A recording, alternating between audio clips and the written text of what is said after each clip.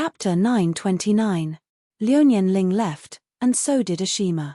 When Guhan woke up the next day, apart from the sword maidens, there were no other humans by his side.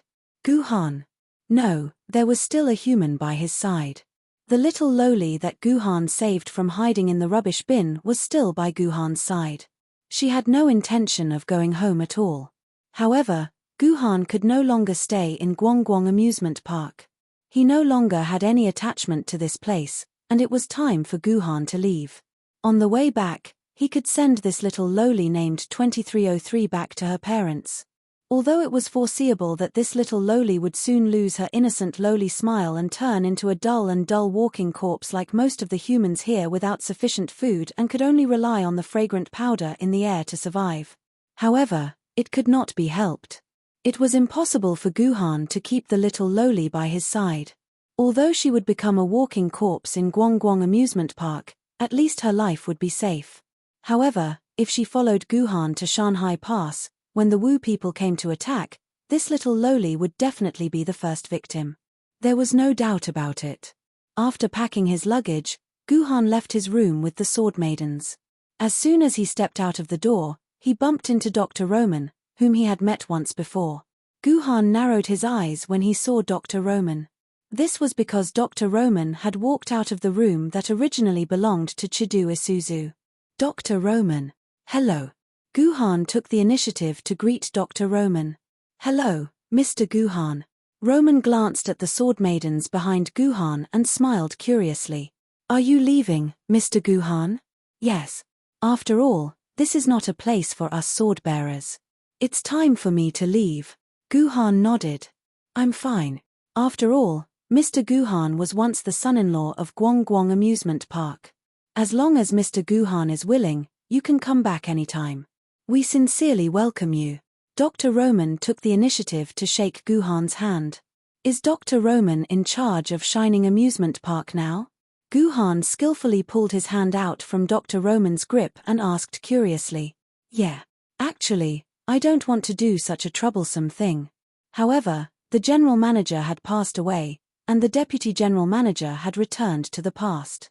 The entire Guanghui amusement park could not be without a leader. In the end, during the meeting yesterday, everyone unanimously forced me to take this position. I couldn't refuse even if I wanted to. I had no choice but to sit here temporarily as a temporary manager. Manager Roman scratched his head. But my position is temporary. As soon as Miss Black Tortoise comes back, she will be the manager of Guanghui amusement park.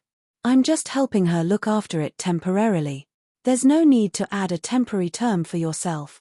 Guhan patted Dr. Roman's shoulder. Just be the general manager of this amusement park. I believe that even if Black Tortoise comes back, she won't want to stay here anymore. She has a wider world in the future. She won't be confined here anymore. Is that so? But the wider the world, the more troubles there are. Dr. Roman's eyes were bright and full of vigor. They were filled with a brilliance that Guhan had only seen in the eyes of a powerhouse who had seen through the mundane world. There's no better place than here. Only after you've passed the peak will you understand that a simple and peaceful life is the best. That's only your personal peak. That's only your personal peace and happiness. Guhan looked out the window at the countless people walking around Guanghui amusement park like walking corpses. When the whole world can live a peaceful and happy life, that's true peace and happiness. Then I can only pray that you can realize this one day. Dr. Roman suddenly leaned his back against Guhan's back. Everyone's thoughts are beautiful, but no matter how powerful a person is, the world can't move according to his will. Even the God who created this world can't do anything when faced with the changes of the world. We're already very lucky to be able to keep our own freedom. It's a fool's dream to think that we can influence others. No matter how strong a huge tree is, it can't stop the unceasing flow of the Yangtze River. Only by turning oneself into a small boat and drifting on the river can one be truly peaceful and happy. I heard that in ancient times, there was an Emperor Yu who used his entire life to change the course of the Yangtze River and the Yellow River, as well as thousands of tributaries. In the end, he turned ancient Huaxia into a paradise on earth. I, Guhan, am not talented, but I want to learn from this Emperor Yu. Even if I can't change the course of the Yangtze River and the Yellow River, I can at least fill up the stinking ditch beside me. Young man. Dr. Roman clenched his fist and punched Guhan's waist. I'll wait for this day. With that, Dr. Roman slowly walked towards the depths of the castle. Carrying the little lowly 2303, Guhan walked on the muddy streets of the radiant city with the few sword maidens behind him. Although he couldn't bring the little lowly back to the human world, Guhan was still able to escort her home. Under the guidance of the little lowly, Guhan walked for over 10 minutes on the muddy path and finally arrived at the door of a thatched hut. This was a very simple thatched hut. The thatch on the roof seemed to have not been taken care of for a very long time. It could be seen that the thatch on the roof had been completely empty in a few places, leaving behind holes. The walls of the thatched hut were not much better. Not only were there all sorts of holes on the walls, but a small part of the wall had also completely collapsed. Without opening the door, Guhan could clearly see the situation inside the thatched hut. Daddy. Mommy. I'm back. Since she hadn't been home for a long time, the little lowly excitedly rushed home. Unfortunately, compared to the little lowly's excitement, the people in the house were extremely cold. The parents sat on the bed like stiff corpses. After hearing the little lowly's voice, they merely glanced at her and ignored her. Only a boy who was slightly older than the little lowly revealed an excited expression. He opened his mouth as if he wanted to say something, but no words came out. In the end, the little boy closed his mouth and sat on the bed like his parents, no longer paying attention to the little lowly who had returned home. Are they really 2303's mommy and daddy? Seeing this scene, Chijien was very sad. Although they already knew about the state of this world from Guhan, when these sword maidens saw these apathetic humans with their own eyes, they couldn't help but feel sorrowful. These were humans, the primate of all living beings. They were a group of living humans, but now they had become walking corpses. What was the point of living like this? I'll think of a way to save them in the future. But for now, we have to go back. Guhan waved at 2303 and left Radiant City with the sword maidens, leaving this place where Guhan had completely lost his black tortoise. Big brother Guhan, where are you guys going? Seeing that Guhan and the rest were about to leave, 2303 immediately strode out of the straw hut with her slender legs, wanting to hug Guhan. However, with a slight push of Guhan's palm, a gentle gust of wind enveloped 2303's body, directly blowing 2303 back onto his bed. Big brother Guhan, don't you want to go? 2303 doesn't want to leave you. 2303 still wants to eat with you. 2303 kept struggling on the bed, but no matter how much she struggled, Guhan's sword chi kept her firmly on the bed. Guhan took one last look at 2303 and let out a long sigh.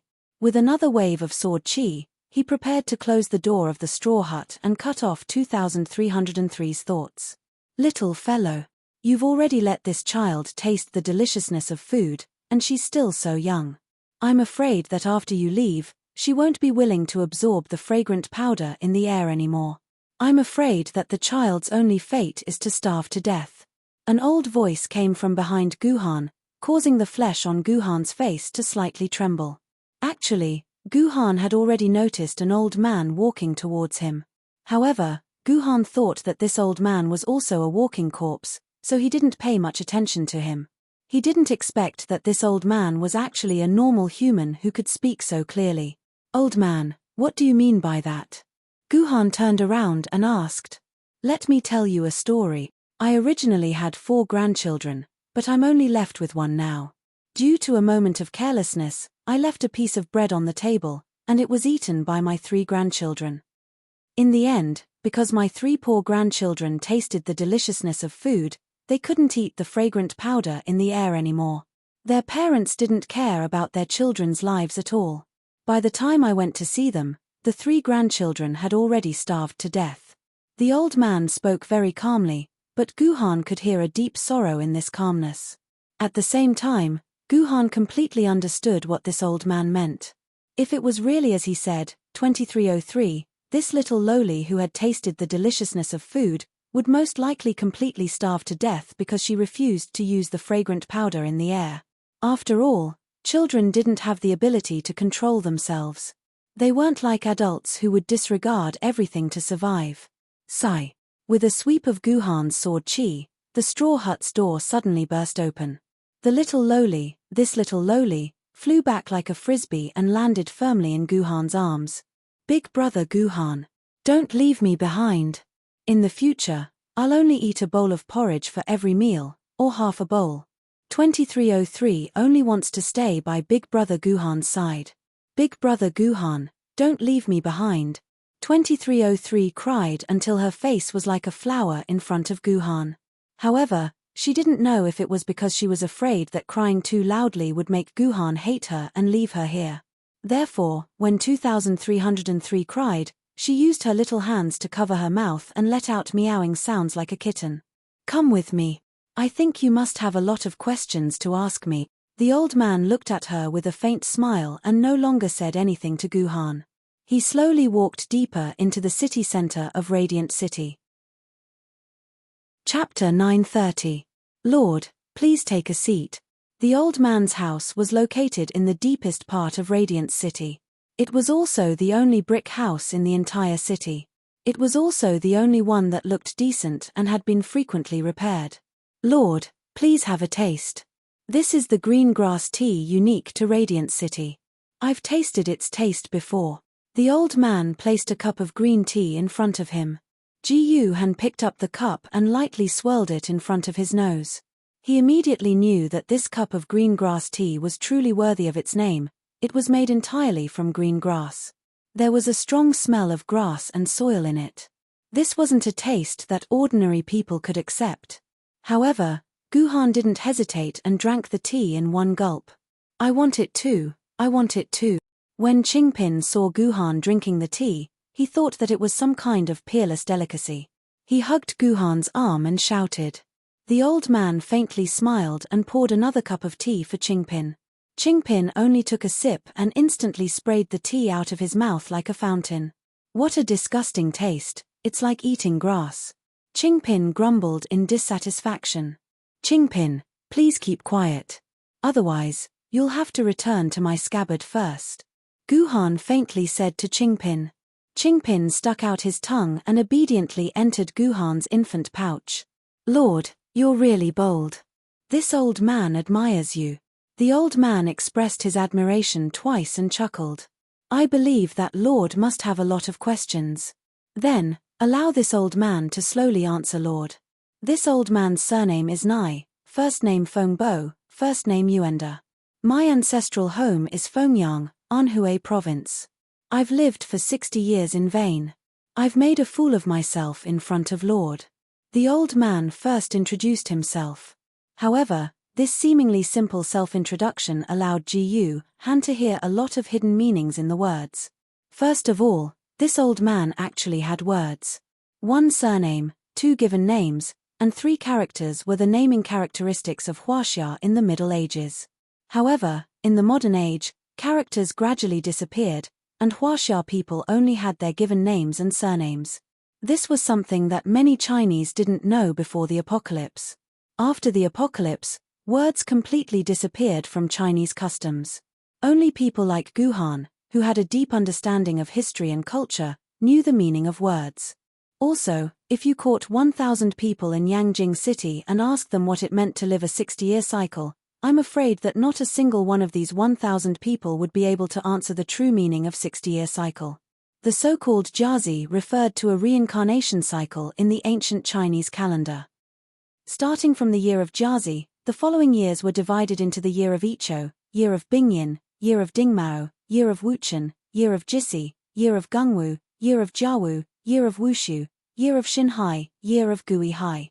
I believe that everyone can filter out the years of Jiawu, year of Wushu, and year of Xinhai, which represented the naval battle of Jiawu, year of Wushu, year of Xinhai, year of Xinhai, year of Jiawu, year of Wushu, year of Xinhai, and year of Guihai. In total, there was a reincarnation cycle of 60 years. The Jiazi could also be used to express age. One Jiazi referred to a reincarnation cycle of the Jiazi calendar, which was 60 years. This old man said that he had lived a 60-year cycle in vain, which meant that he was currently 60 years old. From the sparse white hair on his temples, he seemed to be at least 80 years old at first glance. Unexpectedly, he was only 60 years old. He really aged quickly. From this old man called Nifongwa, he knew the meaning of words, and could also use 60 years to describe his own age.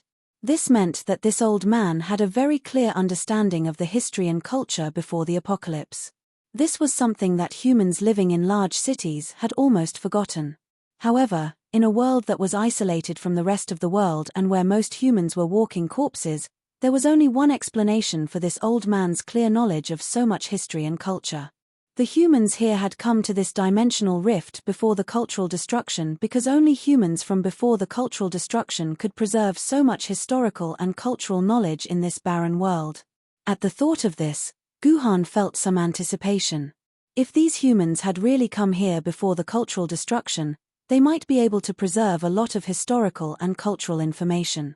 In that case, they might be able to preserve many historical and cultural materials from before the Great Cultural Collapse. They might even be able to find the novel that contained information about the Qingping sword that Ji Han urgently needed. Guhan, who was filled with anticipation, didn't interrupt and allowed Nifongwa to continue narrating. In 2051 AD, which is more than 950 years ago, our ancestors had been hiding in an underground air raid shelter in North Korea. This hiding lasted for more than 50 years. Later, the food reserves in the air raid shelter were almost depleted. Our ancestors, who were hiding underground, could only take the risk and climb out of the air raid shelter in an attempt to find food outside. However, our ancestors were unlucky. The moment they came out, they encountered the battle between the Chileen and the black tortoise. The Chileen and the black tortoise were both sacred beasts of the human world. A casual strike from these two sacred beasts could shatter an entire mountain. Almost all of our ancestors who came out to adventure died tragically under the attacks of the Chileen and the black tortoise. Only the 7 of us survived. They fled all the way and finally escaped into a cave. There, they discovered this mystical world and finally settled down in this world. In the beginning, life in this world was pleasant. There was water, grassland, and some animals that our ancestors brought over. Thus, the 7 of us slowly multiplied. Later on, the goddess who lived in Daming Lake also accidentally entered this world. However, everyone lived very harmoniously with the gods and were very happy.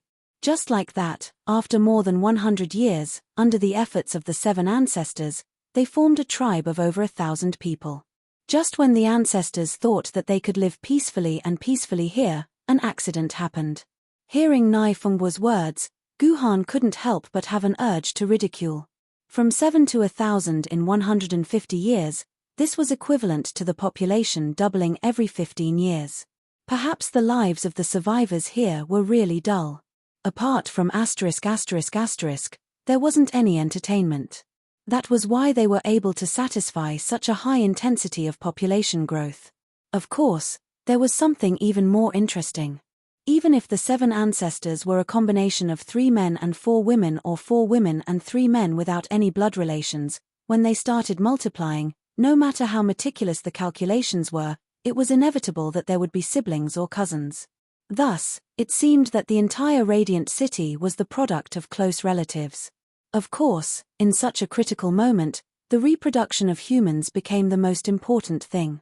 As for ethics and blood relations, they could be temporarily tossed aside.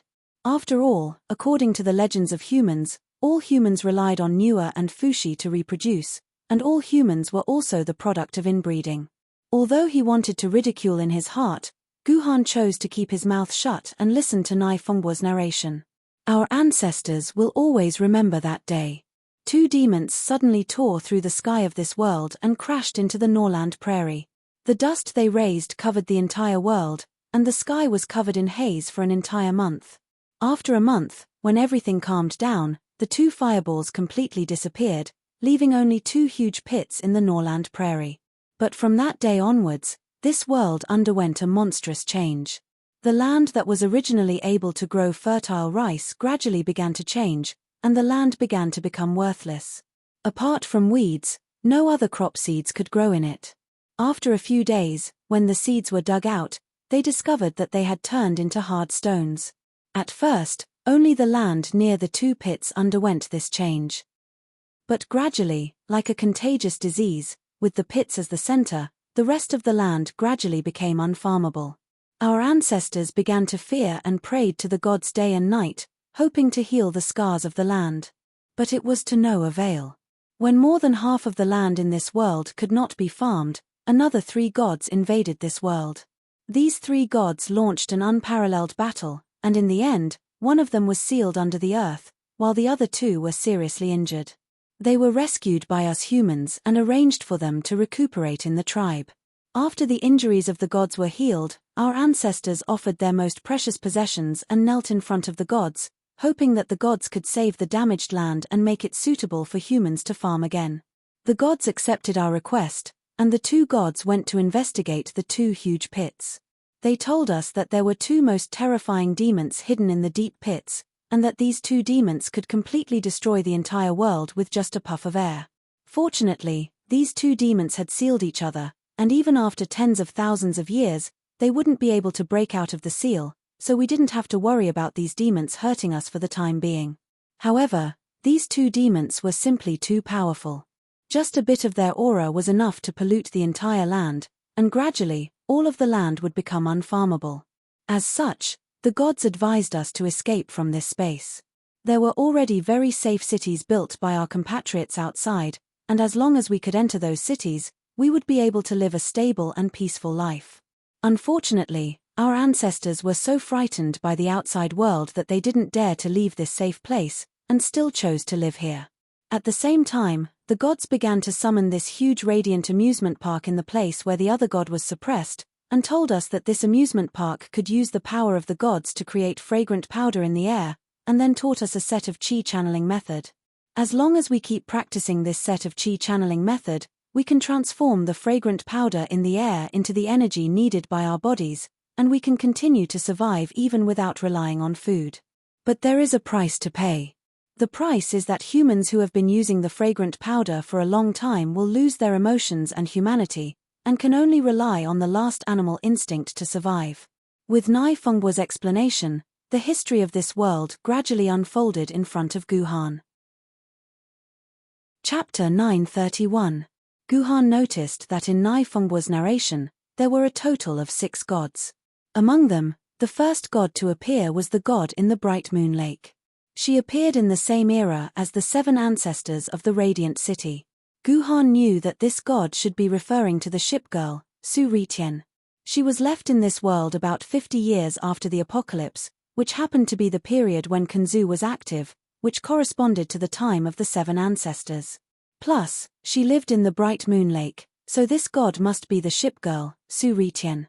And the 3 gods that appeared later should refer to Gilgamesh, Artoria, and Yuan Ku, whose name Guhan didn't know. The latter worked together to seal the former, and then built the Radiant Amusement Park, which also corresponded. The only thing that Guhan didn't know was the 2 gods that caused the land of this world to be polluted. These 2 so-called gods also seemed to be Yuan Ku, and their power should be above the peak universe level Yuan Ku like Artoria and Gilgamesh. It was very likely that they were flood level or desolate level Yuan Ku. After experiencing the battle with Gilgamesh, Guhan didn't want to fight with the flood level and desolate level Yuan Ku again.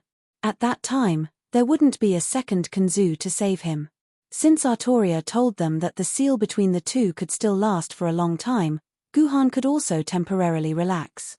At this time, what Ji Han should do was to quickly increase his strength, find his own spirit sword level sword mistress as soon as possible, and let himself become a spirit sword level sword mistress. Unfortunately, this would be at least 3 years later, because Shanhai Pass does not allow the existence of spirit sword level sword mistress.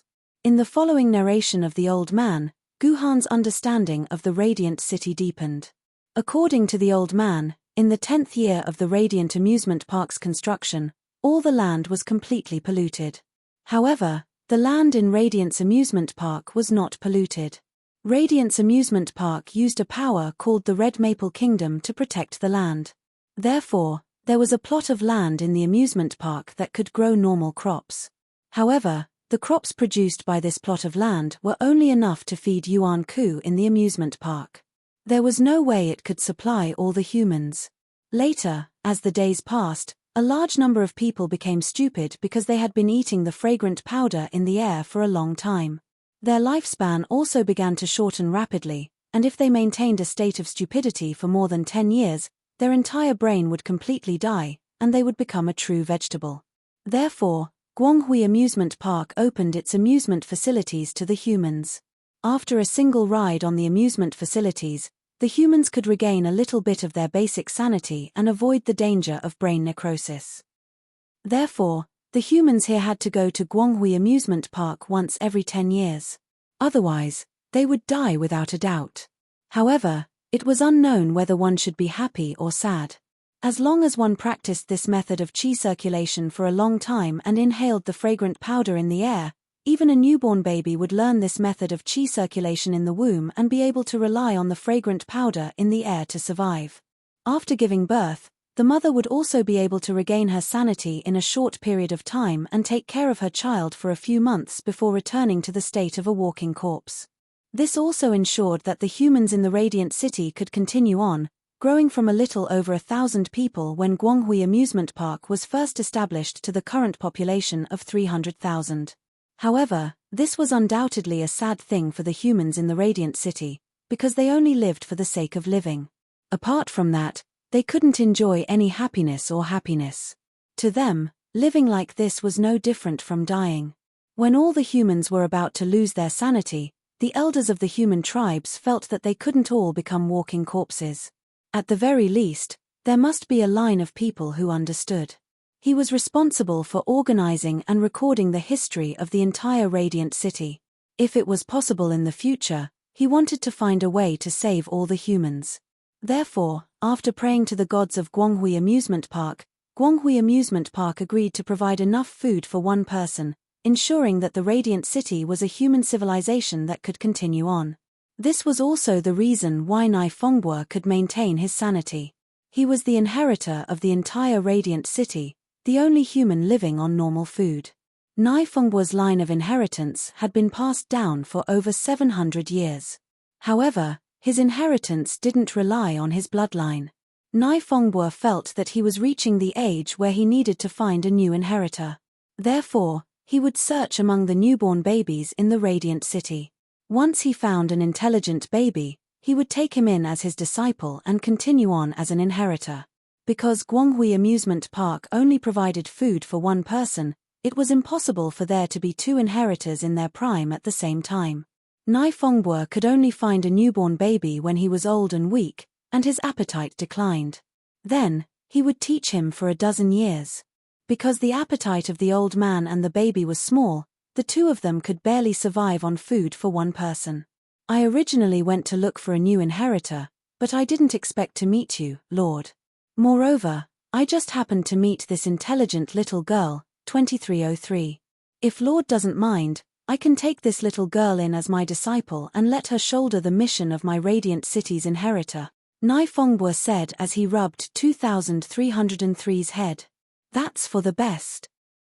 Guhan nodded to Nai Fengbue. This was the best outcome.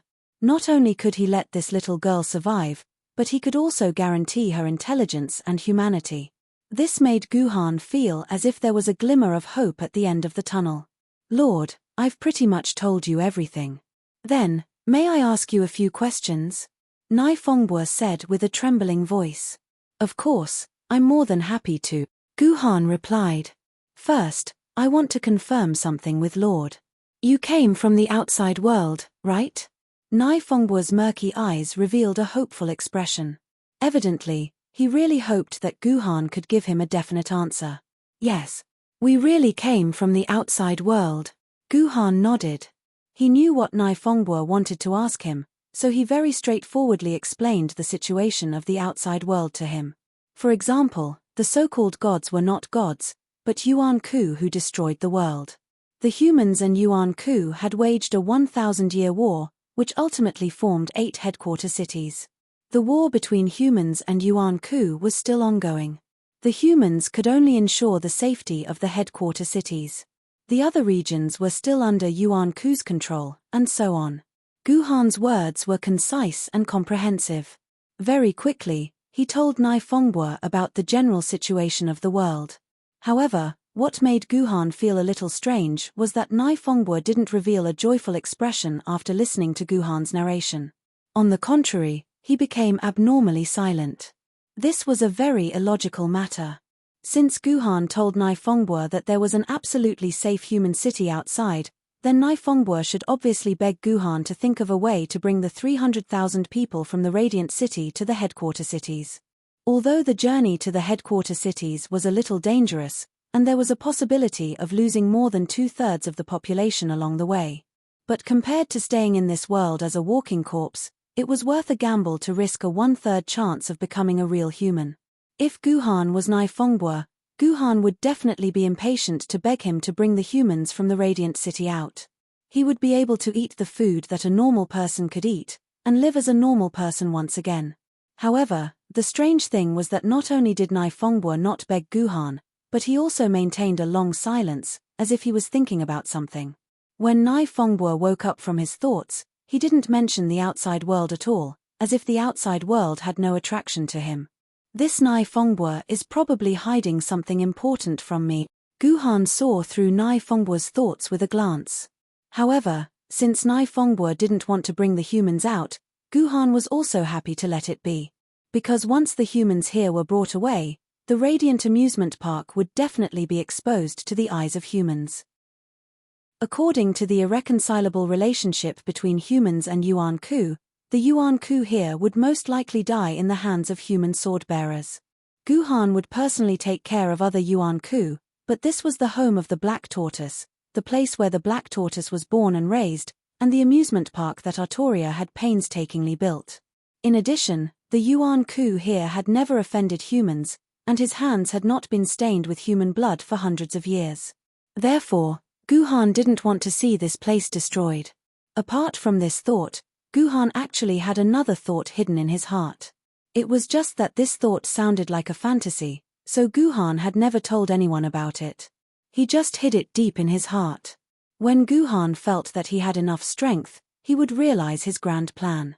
To Guhan's plan, the 300,000 people here were like a gift from the heavens. With these 300,000 people, Guhan's plan would be able to solve a huge problem. Therefore, Guhan was more willing to let these 300,000 people stay in the Radiant City for the time being. When he needed them one day, he would personally bring these people out of the Radiant City. Right, I have another question. When your ancestors came to this place, did they bring any books with them? Or did anyone write their life's experiences in a diary or memoir? At the very least, as a human legatee, you should have inherited a lot of history and culture, right? Guhan said with some anticipation. Of course. After all, legatees are used to pass on our history and culture. Although Nai Fongbua was a little surprised and didn't know why Guhan was asking him about this, he still stood up and silently walked to the door of a room behind him. He took out a key and opened the door. Through the door, Guhan could clearly see that there were more than 10 bookshelves in the room, and the bookshelves were filled with all kinds of books. Chapter 932. That's strange. There are tens of millions of people out there, and there are countless super-large libraries with tens of millions of books. Why are you interested in my small library? Nai Fongbua asked curiously as he led Guhan into the library. Since ancient times, humans have been the smartest and the stupidest.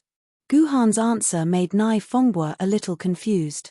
Nai Fongbua decided not to think about it. He led Guhan into the library, pointed to the outermost rows of bookshelves, and said, "These are some notes recorded by our inheritors. However, most of them record the stories that happened after we hid in this world. Because all humans are stupid, even if 10 years have passed, there is often nothing worth recording. Therefore, the records here are quite boring. You can take a look if you want, sir. These are the records of our ancestors' knowledge before we entered this world. Some of them are books from before the apocalypse, and some electronic documents. The other major part is the oral narration of our ancestors. When they grow old, they love to tell stories of the past to their descendants. Our descendants recorded these stories and wrote them into this complete set of the new Analects of Confucius." Nai Fongbua explained most of the books in the library to him. "Okay, Leave me here alone. You don't have to stay here and be tired, Guhan said lightly. Nifongwa smiled and walked out of the library obediently, leaving Guhan alone inside. Guhan first flipped through the historical records after the apocalypse recorded by the inheritors. Jiyu Han's reading speed was extremely fast. It only took him about 10 minutes to roughly read through all the records on the entire bookshelf. He found that the whole thing was just like what Nifongwa said. The records were quite boring. Of course, Guhan also found some valuable things. For example, in the oldest manuscript, Guhan saw this description: after the two great gods led more than 50 gods to join the amusement park, the two gods finally decided to leave and look for an unknown place. Before the gods left, I had the honor of meeting the gods and asked them what would happen to poor humans like us after the gods left. Would we be retarded forever? The greater Hoj god told me that our fate will not always be like this. In the distant future, there will be a day of redemption. Before that day comes, all we have to do is wait patiently. Since then, I have never seen the two gods return. I don't know when that day will come. I only hope that we humans can really wait for that day to come. This was all that Guhan was interested in. First of all, the latter used her to describe the two gods, so in addition to Artoria, the other Yuan Ku should also be a woman. The word Ahoj in the record immediately reminded Jiyu Han of Artoria's Erecta Hoj. It seemed that the Yuan Ku who spoke at the end was Artoria. The last and most important point was that Artoria and the last Yuenko had left the Radiant Amusement Park. The last place they disappeared was not here. After all, the Guhan of Amusement Park was built more than 700 years ago, but Artoria was something that happened more than 300 years ago. But at the same time, there was a new problem. After Artoria discovered the dimensional rift more than 700 years ago, not only did she not harm the humans here, but she also helped them to live here. Obviously, Artoria's heart still maintained a clear mind more than 700 years ago and was not controlled by filth. But in the 300 years after that, until her final betrayal, Artoria's hands were stained with human blood. She had killed more than 10,000 humans and more than 100 sword-bearers. She was a world of difference from the benevolent god in the records. Did this mean that Artoria was polluted by filth again after leaving the Guhan of Amusement Park? There was also the problem of Jiyu Black Tortoise. Jiyu Black Tortoise was obviously his and Artoria's child, but when was the seed of this child sown? According to Jiyu Black Tortoise, her life was like that of a normal human child. It took her 18 years to grow from a baby who could not remember anything to the age of 18. When Jiyu Black Tortoise was young, she and Qingpin had squeezed into the same room for a few months. But now, Jiyu Black Tortoise had traveled back to the Age of Destruction. Guhan felt that the timeline was a complete mess when it came to Jiyu Black Tortoise. How many threads of time were entwined around him? Jiyu Black Tortoise, Qingpin, Artoria, and Yi Qing? Even Guhan had a headache just thinking about how many threads of time were entwined around him: Jiyu Black Tortoise, Qingpin, Artoria, and Yi Qing. Well, putting aside the matter of time for the time being, Guhan turned his attention to the precious information that had been preserved before the Age of Destruction. First, Guhan browsed through the books that the humans here had shamelessly called the New Analects of Confucius. This was actually a story told by the 7 ancestors recorded by later generations. It was not on the same level as the Analects of Confucius left behind by that sage. At most, it could be considered an interesting book. Because he was a storyteller, the New Analects of Confucius was not boring at all. On the contrary, it was full of interest and many stories that Guhan had never heard before. For example, there was a story in which a country called Italy participated in a war called World War II. But the soldiers of this country were very interesting. First, a group of soldiers from this country got hungry during the march, so the whole army stopped to cook spaghetti to eat. As a result, because they were not allowed to do anything else while eating spaghetti, the entire army of 10,000 soldiers was captured by a small group of 25 French soldiers. Then, the 25 French soldiers escorted the 10,000 Italian soldiers to the prison camp. Due to a lack of manpower and their unfamiliarity with the terrain, about 2,000 Italian prisoners were separated from the main army. Just when the French soldiers thought that the prisoners would definitely escape, the prisoners finally found them and said that they should have the honor of being prisoners. In the end, the Italian prisoners were imprisoned in the prison camp. After a while, the extremely obedient Italian prisoners actually escaped from the prison. However, they did not escape from the prison to live, but to escape to another prison camp. They heard that the prison camp provided spaghetti as a meal. In other words, they escaped just to change the taste of their food. There was also a story about a great general and leader of North Korea holding a press conference, announcing that North Korea had successfully built a spacecraft to land on the sun. Soon, North Korean astronauts would be able to land on the sun and send back some selfies. The foreign reporter asked the general curiously, "The temperature on the sun is so high. How are you going to land on the sun?" At this time, the general looked at the foreign reporter with disdain. "Are you stupid? We can land on the sun at night." The audience instantly burst into thunderous applause. There were many other interesting stories like this, and even Ji Han couldn't help but laugh out loud. Of course, it could also be seen from these ridiculous materials that most of the stories recorded in the new Analects of Confucius were absurd. However, it was undeniable that there was also some very important information in it. For example, it was the first time that Guhan had completely sorted out the layout of the dynasties of Huaxia from these materials. Some people insisted that the Sui dynasty did not exist. The founding emperor of the Tang dynasty, Li Yuan, was the illegitimate son of Emperor Yang of the Sui dynasty. Therefore, the Tang dynasty and the Sui dynasty were actually the same dynasty. The evidence was a novel called Romance of the Sui and Tang Dynasties. The Sui and Tang dynasties were connected together to mean that they were the same dynasty. The reason why Guhan could be sure of this was that the entire story of the romance of the Sui and Tang dynasties was recorded in the new Analects of Confucius. In addition, historical stories such as Legends of the Eastern Zhou dynasty, Romance of the Three Kingdoms, Chuhan's struggle for hegemony, Legend of the Heroes of the Ming dynasty, Legend of the Heroes of the Song dynasty, and so on were all recorded in this way. According to the self-description of one of the ancestors, he was a fan of storytelling. These were all the contents that he had recorded through storytelling. Anyway, through this new Analects of Confucius, Guhan's historical knowledge had improved greatly. To put it bluntly, he had surpassed most of the historians in the world. After reading the new Analects of Confucius, Bu Han couldn't wait to turn his attention to the well-preserved books from before the apocalypse. These were all books from before the apocalypse, and any one of them could easily fetch a price of millions in an auction in a base city. Unfortunately, when Guhan opened these books, he did not know whether to laugh or cry. This was because these books were all one lesson, one practice, 3 years of college entrance examination, 5 years of simulation, and Huang Gang's secret scroll. It seemed that the person who kept these books should be a candidate preparing to take the college entrance examination, and a candidate preparing to take the science exam. Otherwise, there should at least be some reference books like history, geography, and politics in these reference books. In the end, after rummaging through the entire library, Guhan did not find any information related to the Qingping sword at all. However, this was also within Guhan's expectations. As the saying goes, the road to happiness is strewn with setbacks.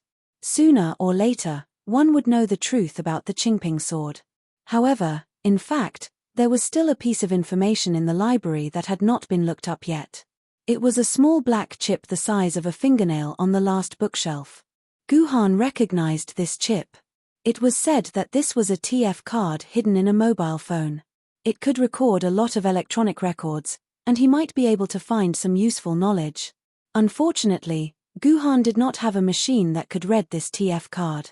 Therefore, Guhan took this TF card out and proposed to Nai Fengbo that he could take this TF card away and bring it back to the human world for interpretation.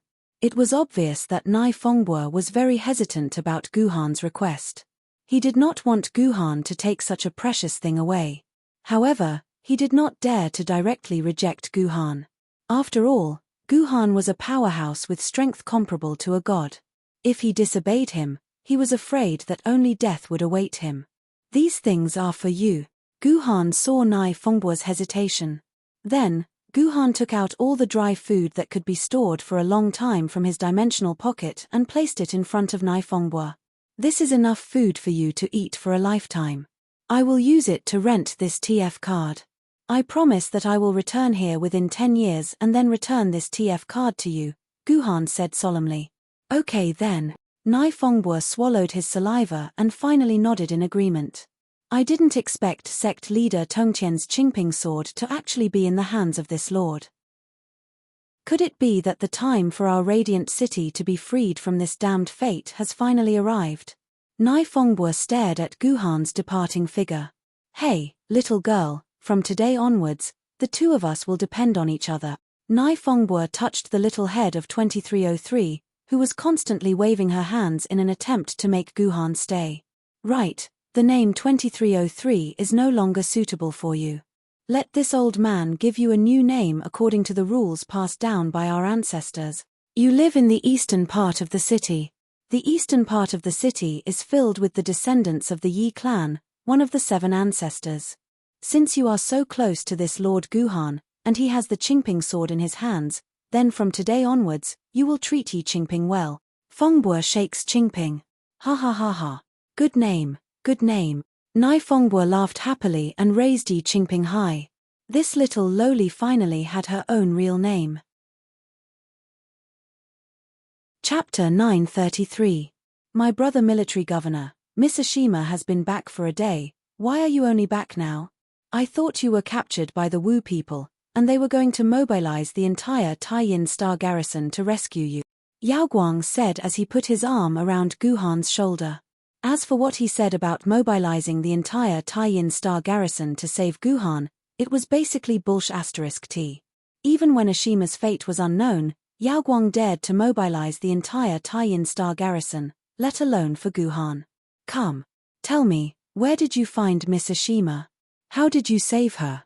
Yao Guang asked curiously. Didn't Ashima write a report and hand it in? You can read the report yourself. There's no need to ask me. Guhan said coldly. The so-called report was, of course, a report that Guhan, Ashima, and Liuyan Ling had agreed to write.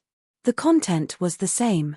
Guhan found Ashima, who was being hunted by the Wu people, in North Korea. Then, Guhan and the Wu people started a huge battle.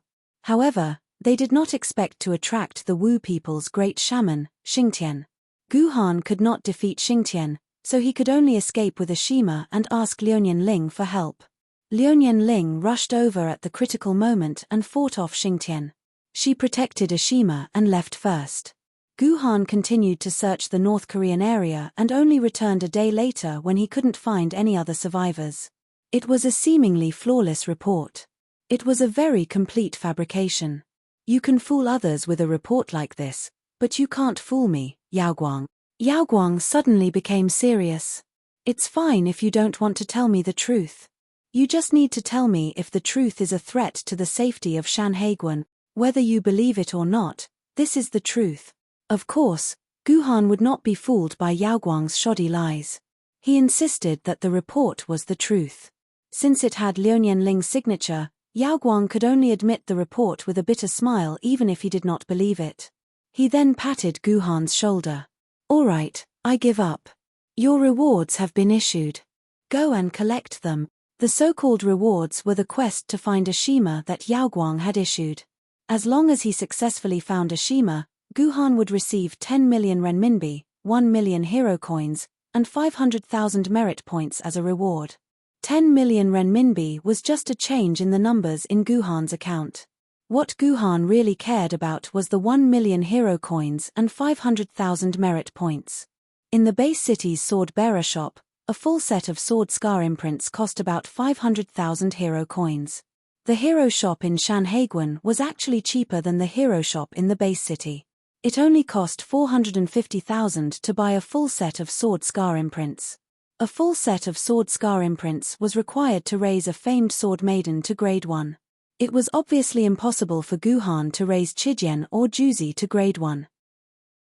However, Guhan could raise the past water sword to grade 1. Not to mention the strange relationship between Shishui and Guhan, the value of an ancient sword maiden to grade 1 did not mean much to Guhan. Guhan calculated. If he could raise both sword scar imprints, then 1 million hero coins could raise both Chijian and Juzi to grade 3. However, if he gave all of them to one of the sword maidens, then one of them could be raised to grade 2. Not only could sword scar imprints activate the sword maiden's skills, but it could also increase the sword maiden's basic attributes by 10% for every additional grade. A grade 3 sword maiden was equivalent to 2.8 times the attributes of a normal sword maiden. A grade 2 sword maiden was equivalent to 3.1 times the attributes of a normal sword maiden. Although a grade 2 sword maiden's abilities were much better than a grade 3 sword maiden's, it could not activate one more of its basic skills. When considering the use of the yin-yang sword technique, the attributes of 2 grade 3 sword maidens added together were clearly stronger than a grade 2 sword maiden and a grade 9 sword maiden. After a short period of consideration, Guhan used these hero coins to exchange for a sword scar imprint that could raise both Chijian and Juzi swords to grade 3. This way, Guhan would be left with more than 600,000 hero coins in his hands. On the other hand, it was a little awkward for Ji Han to have 500,000 merit points. Because the new sword-bearers had yet to enter Shanhai Pass, the sword-bearers above Guhan were all elite sword-bearers who had survived through mountains of corpses and seas of blood. These sword-bearers had participated in the bitter resistance 5 days ago, and each of them had obtained more than 300,000 hero points on average. Including the hero points they had obtained before, almost all of them had more hero points than Guhan. Therefore, Guhan could only continue to stay in the Shising garrison. However, apart from having a bad name, there were no other disadvantages to this T-Star Guardian mansion. Ji Han did not care about this. After purchasing the sword mark he needed, he returned to the T-Star Guardian mansion that he had been away from for a few days. When Ku Rokin and Leslie Dracula saw that Guhan had returned, they immediately contacted Guhan. After chatting with him for a while, Guhan returned to his lonely state. However, at least Guhan could not sleep that night, because the entire Shising garrison was immersed in endless screams. Unexpectedly, the Chijian sword, which usually looked strong and proud, was weaker than Duyu when it came to the sword scar imprint. It was only slightly stronger than Qing Pin. Although the deep sword wound was extremely painful, a little lowly like Duyu could only shed tears and sob softly. She only let out a cry when the sword was stabbed into her body due to the immense pain. For the rest of the time, she behaved like a little adult and was very strong. However, Chijian was different. Chijian could be said to be the first sword maiden that Zhongheng had. However, due to the separation between the game and reality, it was not Chijian's turn to carve the sword scar imprint. In other words, this was the first time Chijian experienced the pain of a sword scar imprint. Logically speaking, this should not be the first time. When Chijian was the Yu King Go Jian, she had experienced many sword bearers and had experienced the sword scar imprint with them. Logically speaking, she should have gotten used to it by now. However, when Guhan started to carve the sword scar imprint, Chijian screamed like a ghost. Her screams were much more miserable than Qing Pin's. Fortunately, although Chijian screamed miserably, her self-control was much stronger than Qing Pin's. Therefore, Chijian did not cause trouble for Guhan during the sword scar imprint. She only screamed too miserably. When he finally finished carving the sword mark deeply, Ji Han immediately hugged Qi Dian in his arms and silently soothed her trembling skin. Only then did Qi Dian calm down a little. "Is it very painful?" Although Guhan's words were simple, they contained a strong sense of concern. Chijian jumped into Guhan's arms and nodded slightly. "Then how did you get here in the past? Have you never had a deep sword scar before?" Guhan asked with a smile. "Before, what before?" Chijian's answer was a little absent-minded. "I've almost forgotten everything in the past. Ever since I changed into this body, I've become more forgetful than before. Other than the fact that my first sword wielder was Kunzu and that I used to be the king of Yu, Go Jian, I don't have any other memories. Therefore, this sword scar is equivalent to the first deep sword scar in my life. It's good that you forgot. It was best to forget everything that had happened in the past. You are now a brand new sword maiden." Guhan patted King Yu's shoulder. "It's already 3 in the morning, you're screaming so miserably, You should rest early. No. Chijian suddenly jumped out of Guhan's arms and pressed Guhan down on the bed. She used a sticky tone and said coquettishly, "No, I don't know what's going on. I have a special feeling right now, you should at least satisfy me first." With that, Chijian violently pulled apart Guhan's clothes and pounced on Guhan's naked chest. She picked up the pea in front of Guhan's chest and started sucking on it. What's going on? Chijian is much more active than before. This is the first time she took the initiative to do something like this. Could it be that Chijian is actually some kind of strange physique, the type that gets more excited the more painful it is? Guhan didn't have much time to think as Chijian's movements became more and more intense. Her palms even started to move downwards, grabbing towards Guhan's vital parts. "Is it fun to do this?" A voice suddenly rang out in the room, causing Chijian to jump up from Guhan's body. She turned around and saw Juzi, who looked exactly like her, looking at her coldly and curiously.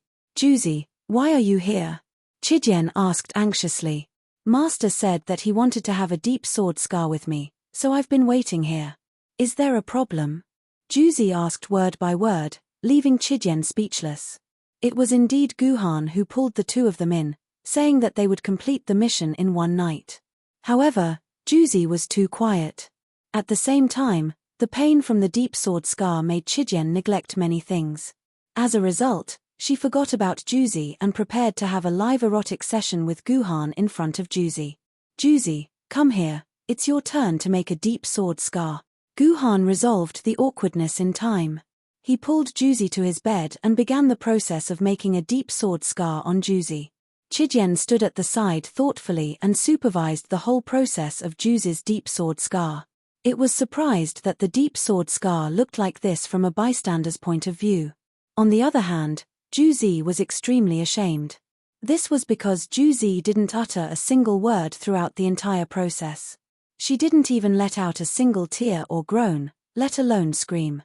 However, Chijian had a feeling that this wasn't a good thing. A sword mistress should at least have enough emotions. If a sword mistress didn't even moan in such great pain like Juzi, then this sword mistress was in too much pain. Chapter 934. When Ji Yuhan opened his eyes the next morning, he discovered that he was hugging two identical beautiful sword maidens in each of his arms. "This is Chijian." Guhan looked at the sword lady on the left. "This is Juzi." Guhan looked at the sword lady on the right. After Chijian was reborn, it and Juzi were like twins, as if they were carved from the same mold. Usually, Guhan could only judge them based on the different colors of their clothes. Chijian was wearing golden clothes, while Juzi was wearing black clothes.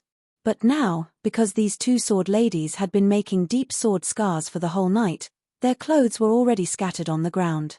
Two naked bodies were lying in Guhan's arms, fast asleep. If these two sword ladies spoke, Guhan might be able to judge their identity from their tone of voice. But unfortunately, both of them were in a deep sleep. They had the same delicate face, the same skin color, and even their OP was the same size. This made it difficult for Guhan to quickly judge which was Chijian and which was Juzi. Well, it wasn't like there was no way. Guhan gently touched the OP of the sword lady on the left, and then the OP of the sword lady on the right. Then, he quickly determined that the one on the left was Chijian, and the one on the right was Juzi. The reason was very simple. Chijian's body had already been developed by Guhan, and the pair of OP had become very soft under Guhan's careful care. However, Juzi was still a virgin, so her OP was relatively firm, and it felt a little hard when he pinched it. To make an analogy, Chijian's OP was like a soft orange. On the other hand, Juzi's OP was like a hard apple. That was the difference in the texture. After distinguishing the sword ladies, Guhan didn't continue to fiddle with their perverted hobby of OP. Instead, he entered his consciousness into his purple palace and saw a surging river in his purple palace. This was a river completely composed of sword essence. 4 ancient sword wielders, the sword essence in their bodies was around 100 to 1,000 quarks. The sword essence in their purple palace was extremely sparse, and it was like stars hanging in various parts of the purple palace. If one did not look carefully, they would not be able to sense their sword essence. At the treasure sword level, The sword essence in the body could barely condense into a small ditch. Moreover, the speed at which the sword essence flowed was very slow. However, one could clearly see the sword essence in their Zifu with their own consciousness. When one reached the level of a famed sword wielder, the sword essence in one's body would turn into a cheerful flowing stream, with water constantly splashing from the stream. But now, the sword essence in Guhan's Zifu had turned into a big river, just like the Yangtze River. This was a scene that could only be seen in the Zifu of a spirit sword wielder, which meant that the sword element in Guhan's Zifu had broken through 100,000 quarks. In fact, to be precise, Guhan currently had 430,000 quarks of sword element, which was considered to be at the middle level among spirit sword wielders. This was entirely due to the dedication of Gilgamesh. This was the generous contribution of the universe-level Yuan Ku. Guhan's Chijian sword was able to absorb a total of 800,000 quarks of sword element from his dimensional vortex, and then these 800,000 quarks of sword element were transformed into 420,000 quarks of sword element into Guhan's body. 430,000 quarks of sword element, coupled with Guhan's swordsmanship, it could be said that now, as long as Guhan was equipped with a spirit sword wielder, Guhan would become a spirit sword wielder. Then, Guhan would be able to easily defeat all the spirit sword wielders and become the #1 person among the spirit sword wielders. My ass, #1 person in the spirit sword level. I'm still too weak. Guhan instantly threw this idea to the back of his mind, and at the same time, burst into a bitter smile. Guhan could not help but recall his battle with Gilgamesh. In that battle, he was nothing more than a toy for Gilgamesh to toy with. Although Gilgamesh used absolute strength to suppress Guhan, Guhan actually had several opportunities to hit Gilgamesh. Unfortunately, Guhan did not see the location of Gilgamesh's dimensional node from the beginning to the end. Otherwise, Guhan could also borrow the characteristics of the Chijian sword and directly send Gilgamesh back to the dimensional vortex. However, even if he defeated Gilgamesh because of the dimensional node, it could not be considered as a righteous path. It was just that the characteristics of the Chijian sword were too awesome. In his heart, Guhan faintly hoped that he could defeat Gilgamesh with his swordsmanship. Originally, Guhan thought that under the absolute suppression of strength, no matter how excellent his swordsmanship was, it would be useless. However, it was not until Kanzu appeared and used the marvelous harmonious stream of flowing goblets that Guhan suddenly realized that swordsmanship was not completely useless under the absolute suppression of strength. Rather, it was because Guhan's swordsmanship was not high enough. He had not even reached 1/10 of the realm of the harmonious stream of flowing goblets. Guhan felt that if he could master the harmonious stream of flowing goblets, he would not be in such a difficult situation like before. He might even be able to maintain a 50-50 situation with Gilgamesh for a period of time. Under the circumstances of Green Lotus White Root Body and Yin Yang Sword Secret Art, Guhan was even confident that he could suppress Gilgamesh.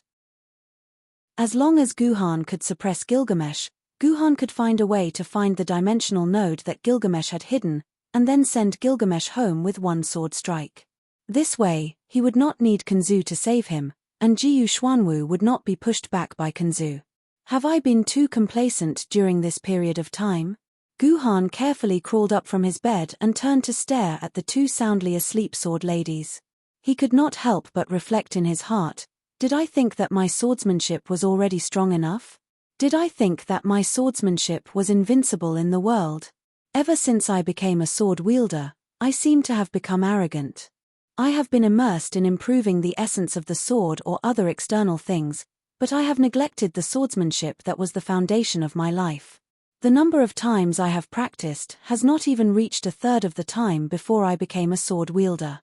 Other than creating a small portion of the chaos sword technique, I have not made any other improvements. I have really lost myself. Guhan fell into self-reflection. However, from a certain point of view, Guhan had been too harsh on himself. The reason why the number of times Guhan practiced his swordsmanship had decreased wasn't because he was slacking off, but because he had many more things to consider. In the past few months, Guhan had either been in a harsh battle or thinking about the chaotic timeline in an attempt to unravel the various mysteries surrounding him. Forget it, there wasn't much to explain. Guhan's swordsmanship training was indeed inferior to the past. No matter how righteous the reason was, it was the truth. No, I can't continue being so lazy. I have to return to the state of arduous training from before. Guhan clenched his fists and left his bedroom. When he passed by the other sword ladies' bedrooms, he realized that Qingpin and Duyu were still sleeping. Yi Tian was nowhere to be seen, and only Shishui was sitting quietly in her room, deep in thought. Do you have time? Guhan pushed open Shishui's door and asked softly. Yes. Shishui seemed surprised that Guhan would actually take the initiative to appear in her room.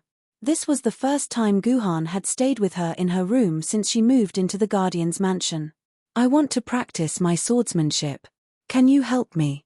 Guhan extended his hand to the past water sword.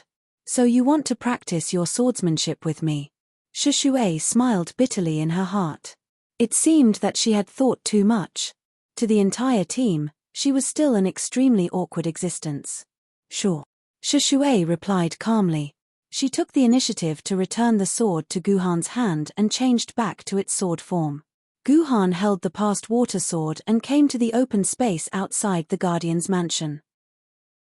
He began to practice the swordsmanship that he had mastered, from the 9 swords of mysterious heaven to the chaos swordsmanship, as well as some small routines that Guhan had figured out himself. Guhan practiced for a few hours.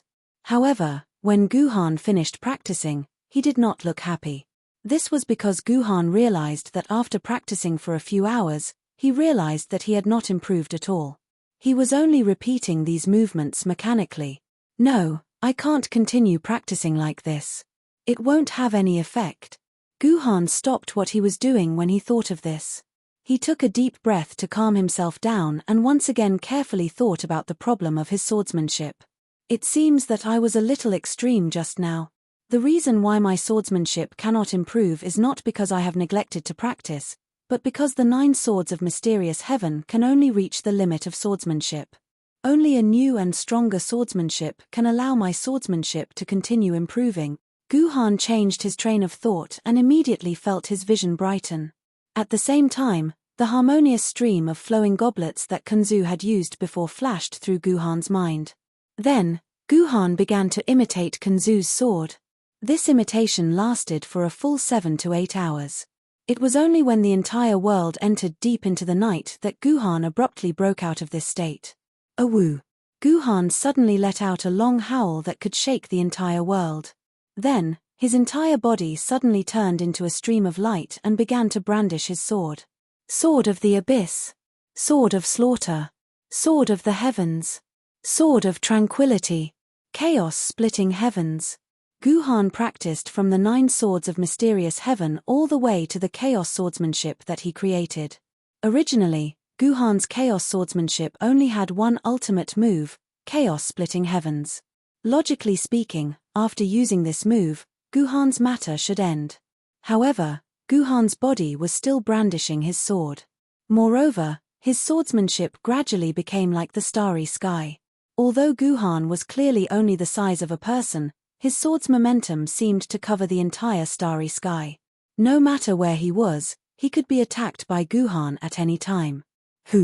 After practicing this move to the extreme, Guhan finally stopped. His clothes were already drenched in sweat. From now on, this move will be called Chaos Stars. Ji Han gave a brand new name to the moves in his newly created Chaos Swordsmanship. A satisfied smile finally appeared on Guhan's face. After creating the Chaos Stars, Guhan discovered that his swordsmanship was vaguely climbing to a higher level. If he could create the complete Chaos Swordsmanship, then his swordsmanship would definitely reach a brand new peak. At that time, it would not be impossible for him to compete with Kunzu's swordsmanship. Chapter 935. After his breakthrough on the first day, Guhan felt powerless over the next few days. This was because Ji Han realized that if he wanted to further improve his swordsmanship, he had to perfect the entire Chaos Swordsmanship. However, after creating the Chaos Stars, Guhan discovered that he had used up all of his accumulated knowledge. He could not improve the Chaos Sword style no matter how much he practiced. Guhan tried to recall the usage of the harmonious stream of flowing goblets from Kunzu, But it was a pity that the sword style gradually faded from Guhan's memory after he mastered the Chaos Stars. In the end, Guhan seemed to have completely forgotten how to use the sword style. Looks like I'll have to figure it out in actual combat. Guhan knew that he could no longer perfect the Chaos Sword style by himself. Guhan decided to use his 200,000 achievement points to exchange for 40 days of vacation from the Taiyin Star garrison. He then left the Shising garrison with the past water sword in hand, and ventured deep into the Wu people's territory with his sword maidens. A few days later, the Wu people were spreading a strange rumor. A human had barged into the Wu people's territory, and had taken the initiative to provoke the Wu people's tribes. He fought against the intermediate sorcerers of the Wu people, and defeated many of the elite intermediate sorcerers of the Wu people. Initially, there was no need for the rumor to spread. There was no shortage of fearless human swordsmen since ancient times, and such swordsmen would usually be able to act arrogantly for a while. However, when the Wu people's army surrounded the swordsmen, they could only choose to be surrounded and beaten to death. Of course, the swordsmen with the surname Liu Nian were an exception. However, according to the rumor, the audacious human did not command his sword maidens like the other swordsmen. Instead, he fought with the sword maidens in his hands. This was just a strange thing. What was even more strange was that when this human was fighting against the sorcerer tribe, he never used the power of the stars transformed from sword essences. He completely relied on his own body and sword techniques to fight against the sorcerer tribe. The strangest thing was that the sword-bearer, a piece of trash without the power of the stars, had defeated over 100 intermediate sorcerer tribe warriors in a row. He had even slaughtered a small tribe under the Dijiang tribe. Over 40 intermediate sorcerers in the tribe had all died. This completely shattered the worldview that the Wu people had built up over the centuries.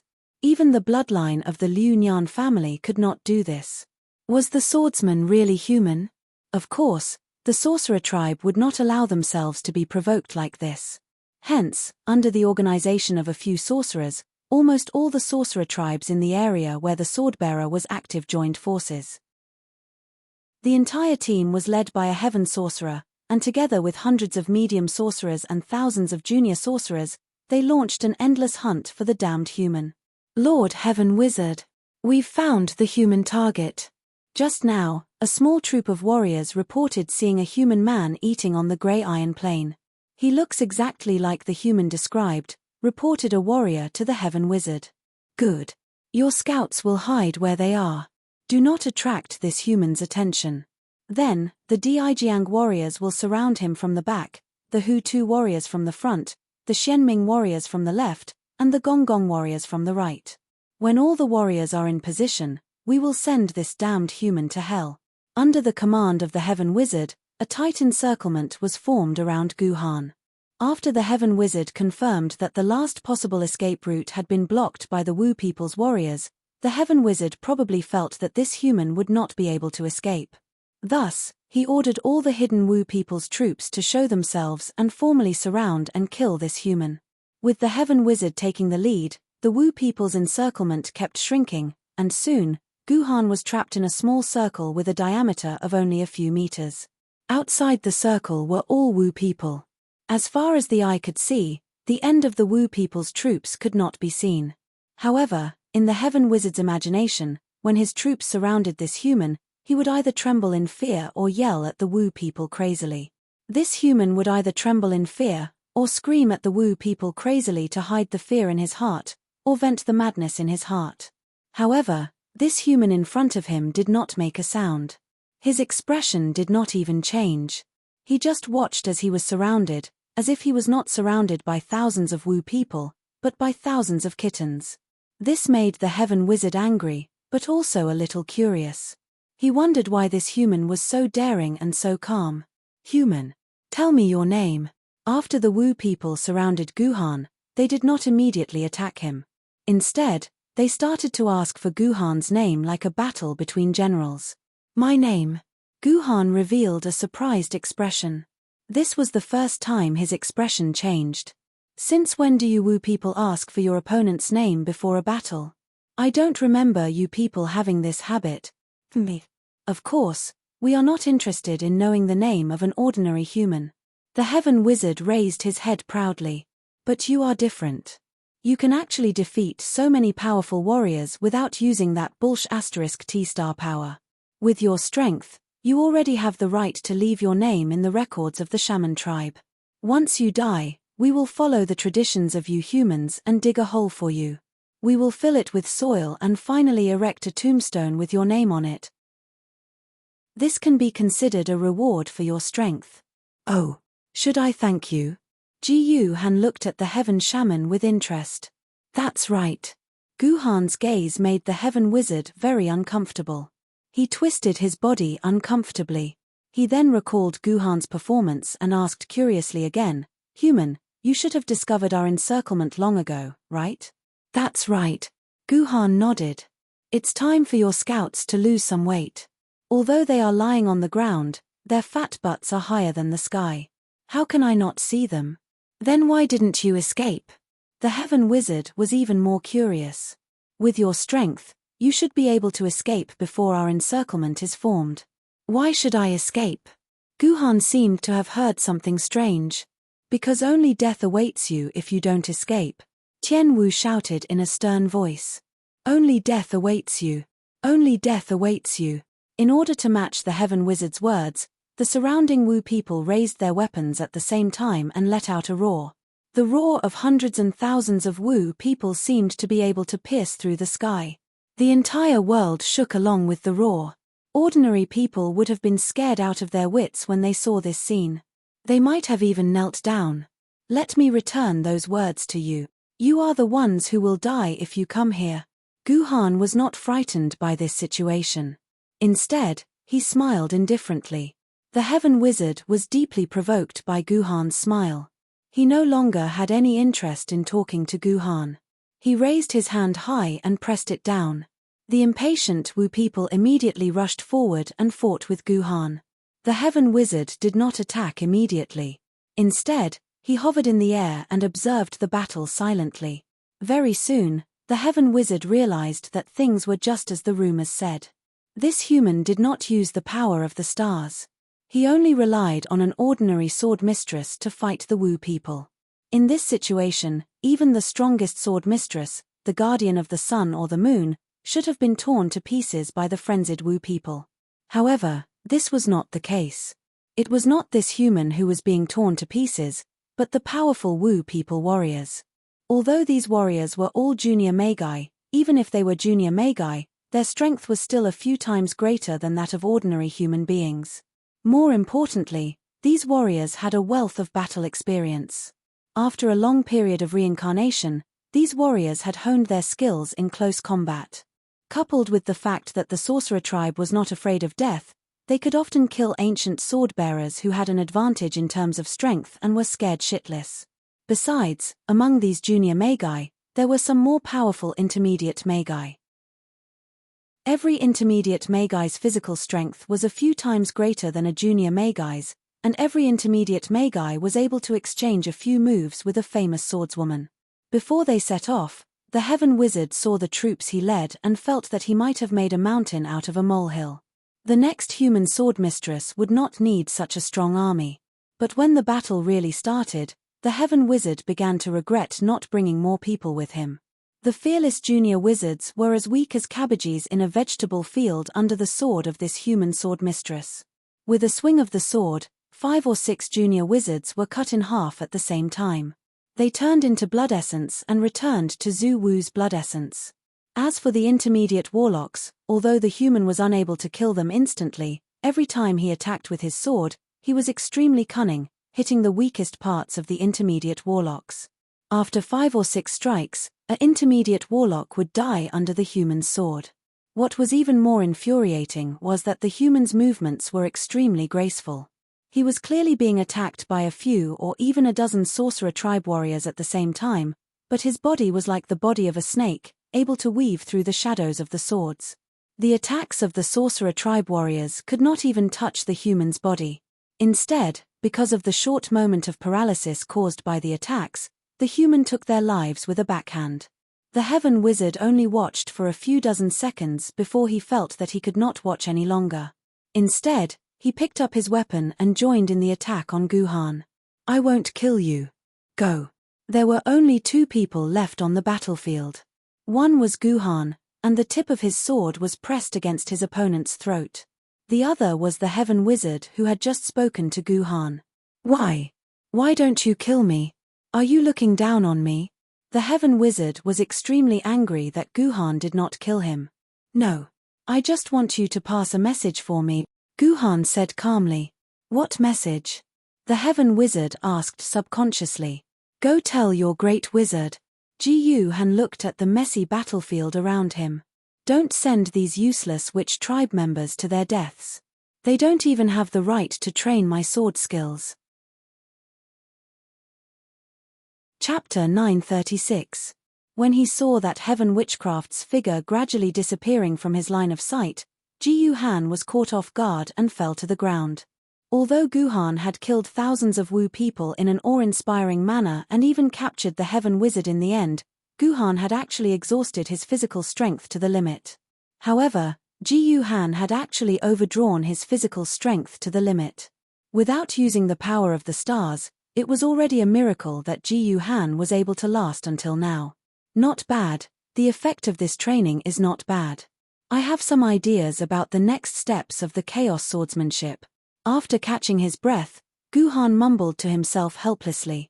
Although the battle just now had exhausted Guhan's physical strength, it had also allowed Guhan to have some ideas about the chaos swordsmanship. At the same time, Guhan also had new ideas about how to perfect this swordsmanship. I hope I'll meet a stronger opponent next time. The Wu people's encirclement on Guhan was still going on, but the Wu people's encirclement was getting bigger and bigger. This was also what Guhan was looking forward to. The second encirclement by the Wu people was much smarter. They directly abandoned the junior wizard Wu people. The top strength of the team had expanded to 10 Heaven Wizards. The core strength had become 300 intermediate wizards. It seemed to be 1/3 less than the first encirclement, but the actual combat strength had increased by more than 5 times. Therefore, the second encirclement ended with the victory of the Wu people. After fighting for more than 10 minutes and killing more than 50 intermediate wizards, Guhan was forced to exhaust all his physical strength by the Heaven Wizard. He knelt on one knee and could only use his sword to support his body.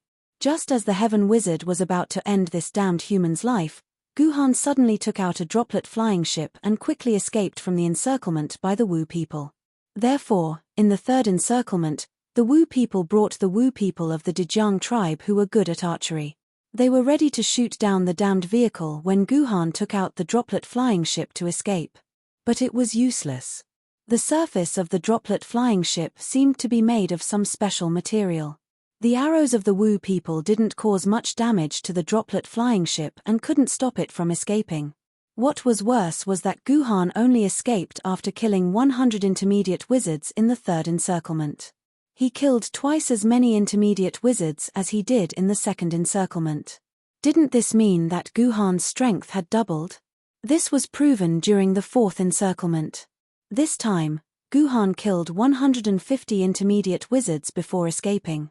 Moreover, Guhan deliberately killed all the intermediate wizards of the Dejiang tribe before leaving in the droplet flying ship. Then came the fifth encirclement. After losing more than 300 intermediate wizards, the Wu people finally learned their lesson. They couldn't even bear to send their intermediate wizard warriors into the battlefield. They sent out a super team of 50 Heaven Wizards to engage in a battle with Guhan that lasted for half an hour. Apart from the 50 Heaven Wizards who fought Guhan directly, another 20 Heaven Wizards from the Gomang tribe cast a flight restriction spell and completely sealed off the airspace around the battlefield. This prevented Guhan from escaping using the droplet flying ship. In the eyes of these Heaven Wizards, Guhan was destined to be unable to escape this time.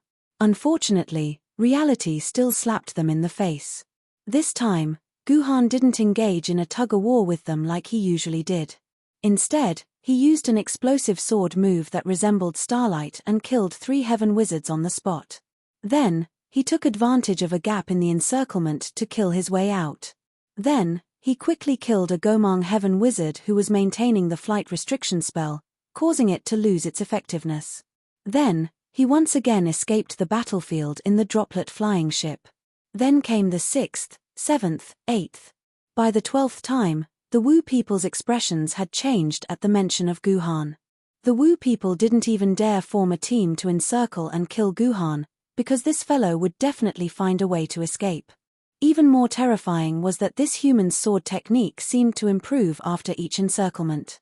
During the second encirclement, the 300 intermediate wizards were able to force Guhan to escape. However, during the 12th encirclement, the Magi had mobilized all the 300 heaven Magi they could muster to carry out the encirclement, but they still lost 5 heaven Magi. Then, they allowed Guhan to escape without any way to stop him. At that moment, the Wu people came to a realization. The fundamental goal of the other party's provocation wasn't to go crazy like a fool, but to use the Wu people to hone his sword technique.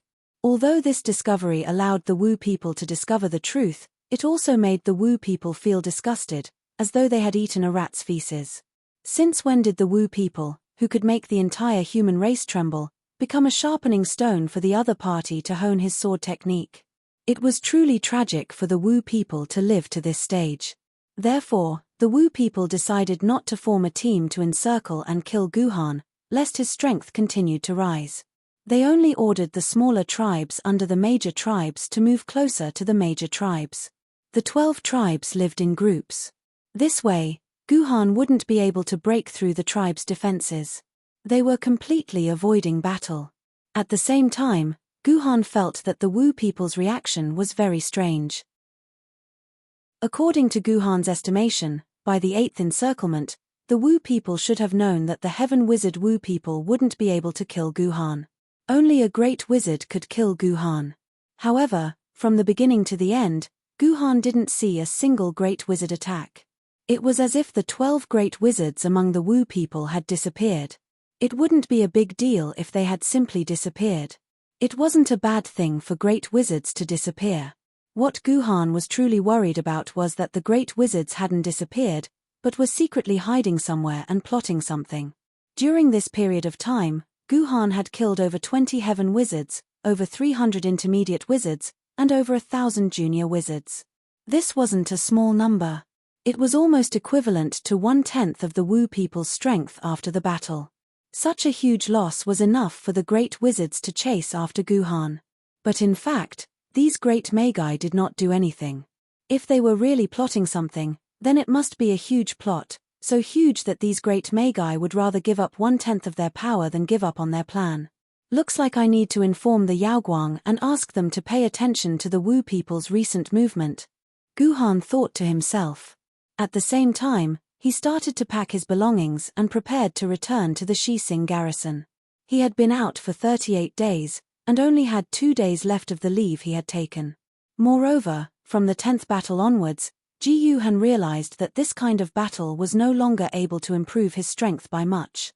In the following 11th and 12th battles, Guhan's strength was stagnant. Moreover, after fighting for 38 days, Guhan's spirit had reached a very tired state. It was time for him to return to the Guardian residence and have a good sleep. He believed that after this mess, the Wu people, who had suffered heavy losses, wouldn't have the guts to attack the Guardian residence again. When he returned to the Guardian residence once again, Guhan noticed that the entire Guardian residence had become much livelier. The Guardian residence, which had been deserted for a long time, was once again occupied by various human buildings. From time to time, teams of ancient sword-bearers could be seen patrolling the Guardian residence. Originally, only 3 guest Guardian residences under the Sanshuian garrison that Guhan was in had their own Guardian residences. The other 3 guest Guardian residences didn't have their own Guardian residences and were left empty. But now, these 3 guest Guardian residences already had their own Guardian residences, and these Guardian residences were on their respective thrones. Previously, none of the Guardian residences had been equipped with ancient sword-bearers. In the Xising garrison, Guhan had been a lone commander without any subordinates. However, this time, when Guhan returned to the territory of the Shi*T planet Guardian residence, he discovered that there were 18 ancient sword-rank swordbearers in his territory. According to the Shi*T planet Guardian residence, there would only be 18 ancient sword-rank swordbearers in the Shi*T planet Guardian residence when it was full. Obviously, his guardian residence had already replenished its ancient sword rank guardian residence. It seems like the Sword Committee and the Shanhai Pass Management Committee must have been terrified. I'm afraid that the shamans will really break through the great cycle of stars formation. Or else, the Sword Committee headquarters will have to put in a lot of effort to fill all the 10,000 sword bearers in Mountain Sea Pass in just a short period of around 40 days. Jiyu Han was surprised that there were 18 new ancient sword rank swordbearers in his guardian mansion. But on the other hand, these ancient sword rank swordbearers were also surprised that they could finally see their own guardian mansion. To be honest, these ancient sword bearers were filled with resentment towards Gu Han. First of all, these ancient sword bearers had been forcefully transferred to Shanhai Pass by the Sword Committee, and they were already filled with resentment. Everyone knew that Shanhai Pass was a place of death. Moreover, the details of the tragic battle in Shanhai Pass had also been published on the internet. More than 8,000 people had been killed, and every ancient sword bearer who had been forcibly transferred to Shanhai Pass was terrified. They felt that they would not be able to return to the base city alive. Secondly, there was the name of this guardian residences. The name of the Shi Sing garrison made these ancient sword-bearers feel disgusted. Since there were no new names for the Shi Sing garrison, these ancient sword-bearers all had the title of Town Defender of T-Star above their heads. When these small guardians of T-Star met other guardians, they wanted to find a hole to hide in. Even if the other party did not mention anything related to T-Star, these ancient sword-bearers could feel that the other party was mocking them in their hearts.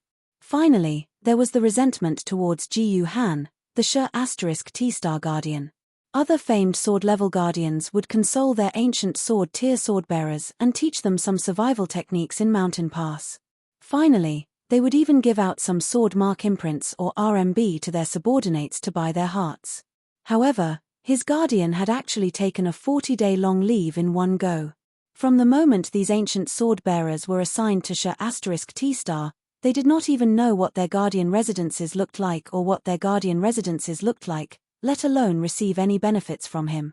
When these resentments were added together, they became extremely powerful. The resentments of the first two could not be vented on the Sword Council or the Great Yingard Manor, so in the end, they could only vent it on the unlucky Jiyu Han. Therefore, when Gu Han first appeared in the Shi Sing garrison, these ancient sword-bearers immediately gathered at the entrance of the guardian residences, ready to pounce on their superior. At the very least, they wanted to force him to give them a lot of benefits. Chapter 937. As soon as he returned to the guardian's residence and was about to take a good rest to replenish the energy he had expended in the battle with the Wu people, Gu Han was suddenly woken up by a commotion at the door. When Jiyu Han opened the door, he saw more than 10 humans blocking his door, shouting something. Jiyu Han looked like a labor contractor surrounded by migrant workers who wanted to pay his wages. After listening for a while, Jiyu Han finally understood what these sword-bearers were saying. It turned out that these sword-bearers were accusing him of being irresponsible. He had disappeared for more than 30 days in one go, and he did not even do what a superior should do to welcome a newcomer. The newcomers could only miserably learn the rules of Shanhai Pass from the other guardians' residences. Besides that, these ancient sword-rank swordbearers were also complaining that Gu Han did not protect them. Other guardians' residences had famed swordbearers protecting them, but they could only rely on themselves. For example, they said that 20 days ago, the Wu people had suddenly launched a surprise attack on the guardians' residence. In the end, the other guardians' residences had all survived the crisis under the leadership of their respective famed swordbearers. Only the 18 ancient sword-rank swordbearers did not have the protection of the famed swordbearers. In the end, 4 intermediate sorcerers from the Wu people killed their way into the Poop Star. If not for the fact that these 18 ancient sword-rank swordbearers had worked together and helped each other, they would have suffered many casualties. In short, these ancient sword-rank swordbearers were constantly complaining to Gu Han. They were complaining that Gu Han had not done his duty. "All right. I understand what you all mean." Gu Han, who was feeling a splitting headache, waved his hand and said gently. Unfortunately, these ancient sword-rank swordbearers did not appreciate it and continued to complain. "Shut up. A ray of sword chi flew out of Guhan's hand and flew past the noses of these 18 ancient sword rank swordbearers. The noisy scene suddenly became silent. These ancient sword rank swordbearers suddenly realized that their superior's temper was not as good as they had thought. I ask a question, and you answer it. Otherwise, I will move him to the outer area to guard. Guhan's words caused the atmosphere among the ancient sword wielders, who had been united just a moment ago, to become a little strange. The outer area was naturally more dangerous, and the chances of death were higher. Naturally, none of these ancient sword rank swordbearers were willing to guard the outer area. You are abusing your position. You can't do this. An ancient sword tier swordsman who looked to be in his 20s blamed himself. Generally speaking, there were two types of swordsmen who came to Shanhai Pass. One was the ancient sword rank swordbearers who were old and had no potential to advance. The other was the young sword rank swordbearers who were extremely talented. The former were sent here as worthless consumables, while the latter were sent here as training targets. Regardless of whether it was an ancient or famed sword wielder, they all had to follow this rule. This 20-year-old ancient sword rank swordbearer had been sent to Shanhai Pass because he was extremely talented. Therefore, he had his own arrogance. Unfortunately, his arrogance was nothing in front of Guhan. Guhan did not believe that there was anyone more talented than him in this world. You need proof to speak. What proof do you have that I am abusing my position to take revenge? Guhan asked the young man. You said it yourself. If I ask a question, you will answer it. Otherwise, I will move him to the outermost area to guard. If this is not abusing your position to take revenge, what is? The young man said loudly, as if Guhan's words were abominable. Didn't your teacher tell you when you were young that you have to raise your hand first to answer a question? Lung Qingqiu's words caused the young man's face to turn red. I am your superior. It is natural for me to ask and you to answer. It is also natural for you to maintain the necessary respect for me. This is a rule that must be obeyed everywhere. Am I not your superior? The rest of the ancient sword rank swordbearers immediately lowered their heads and dared not say another word. Otherwise, they would be labeled by Guhan as the classic example of disrespecting one's superior. I hereby announce that from now on, you are responsible for guarding Shit Planet Sector 1. You are not allowed to leave New Sector 1 without my order. When he heard that Guhan had assigned him to Sector 1, the young man immediately became listless. Sector 1 was the outermost sector of Shit Planet.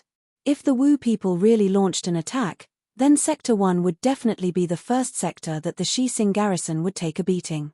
Seeing that this unlucky bastard had decided his tragic fate with a single sentence, the other ancient sword rank swordbearers dared not say a word. I know what you want to say. I also admit that it is very inappropriate for me to ignore you for more than 30 days. However, Shanhai Pass has never had a rule that a superior must be responsible for receiving and guiding newcomers. So remember, if you have any ideas, please write me a written report or send me an email. If anyone dares to gather in front of my door and make a ruckus again, I will have him take that unlucky bastard's place. Finally, I heard that you want to ask for benefits from me. Sure, I will give you benefits right now. Hearing that Guhan was going to give them benefits, all the ancient sword rank swordbearers looked up in unison. They wanted to know what kind of benefits this overbearing and arrogant superior was going to give them. My benefits are the best in the entire Shanhai Pass. No one in the entire Shanhai Pass can give you better benefits than me.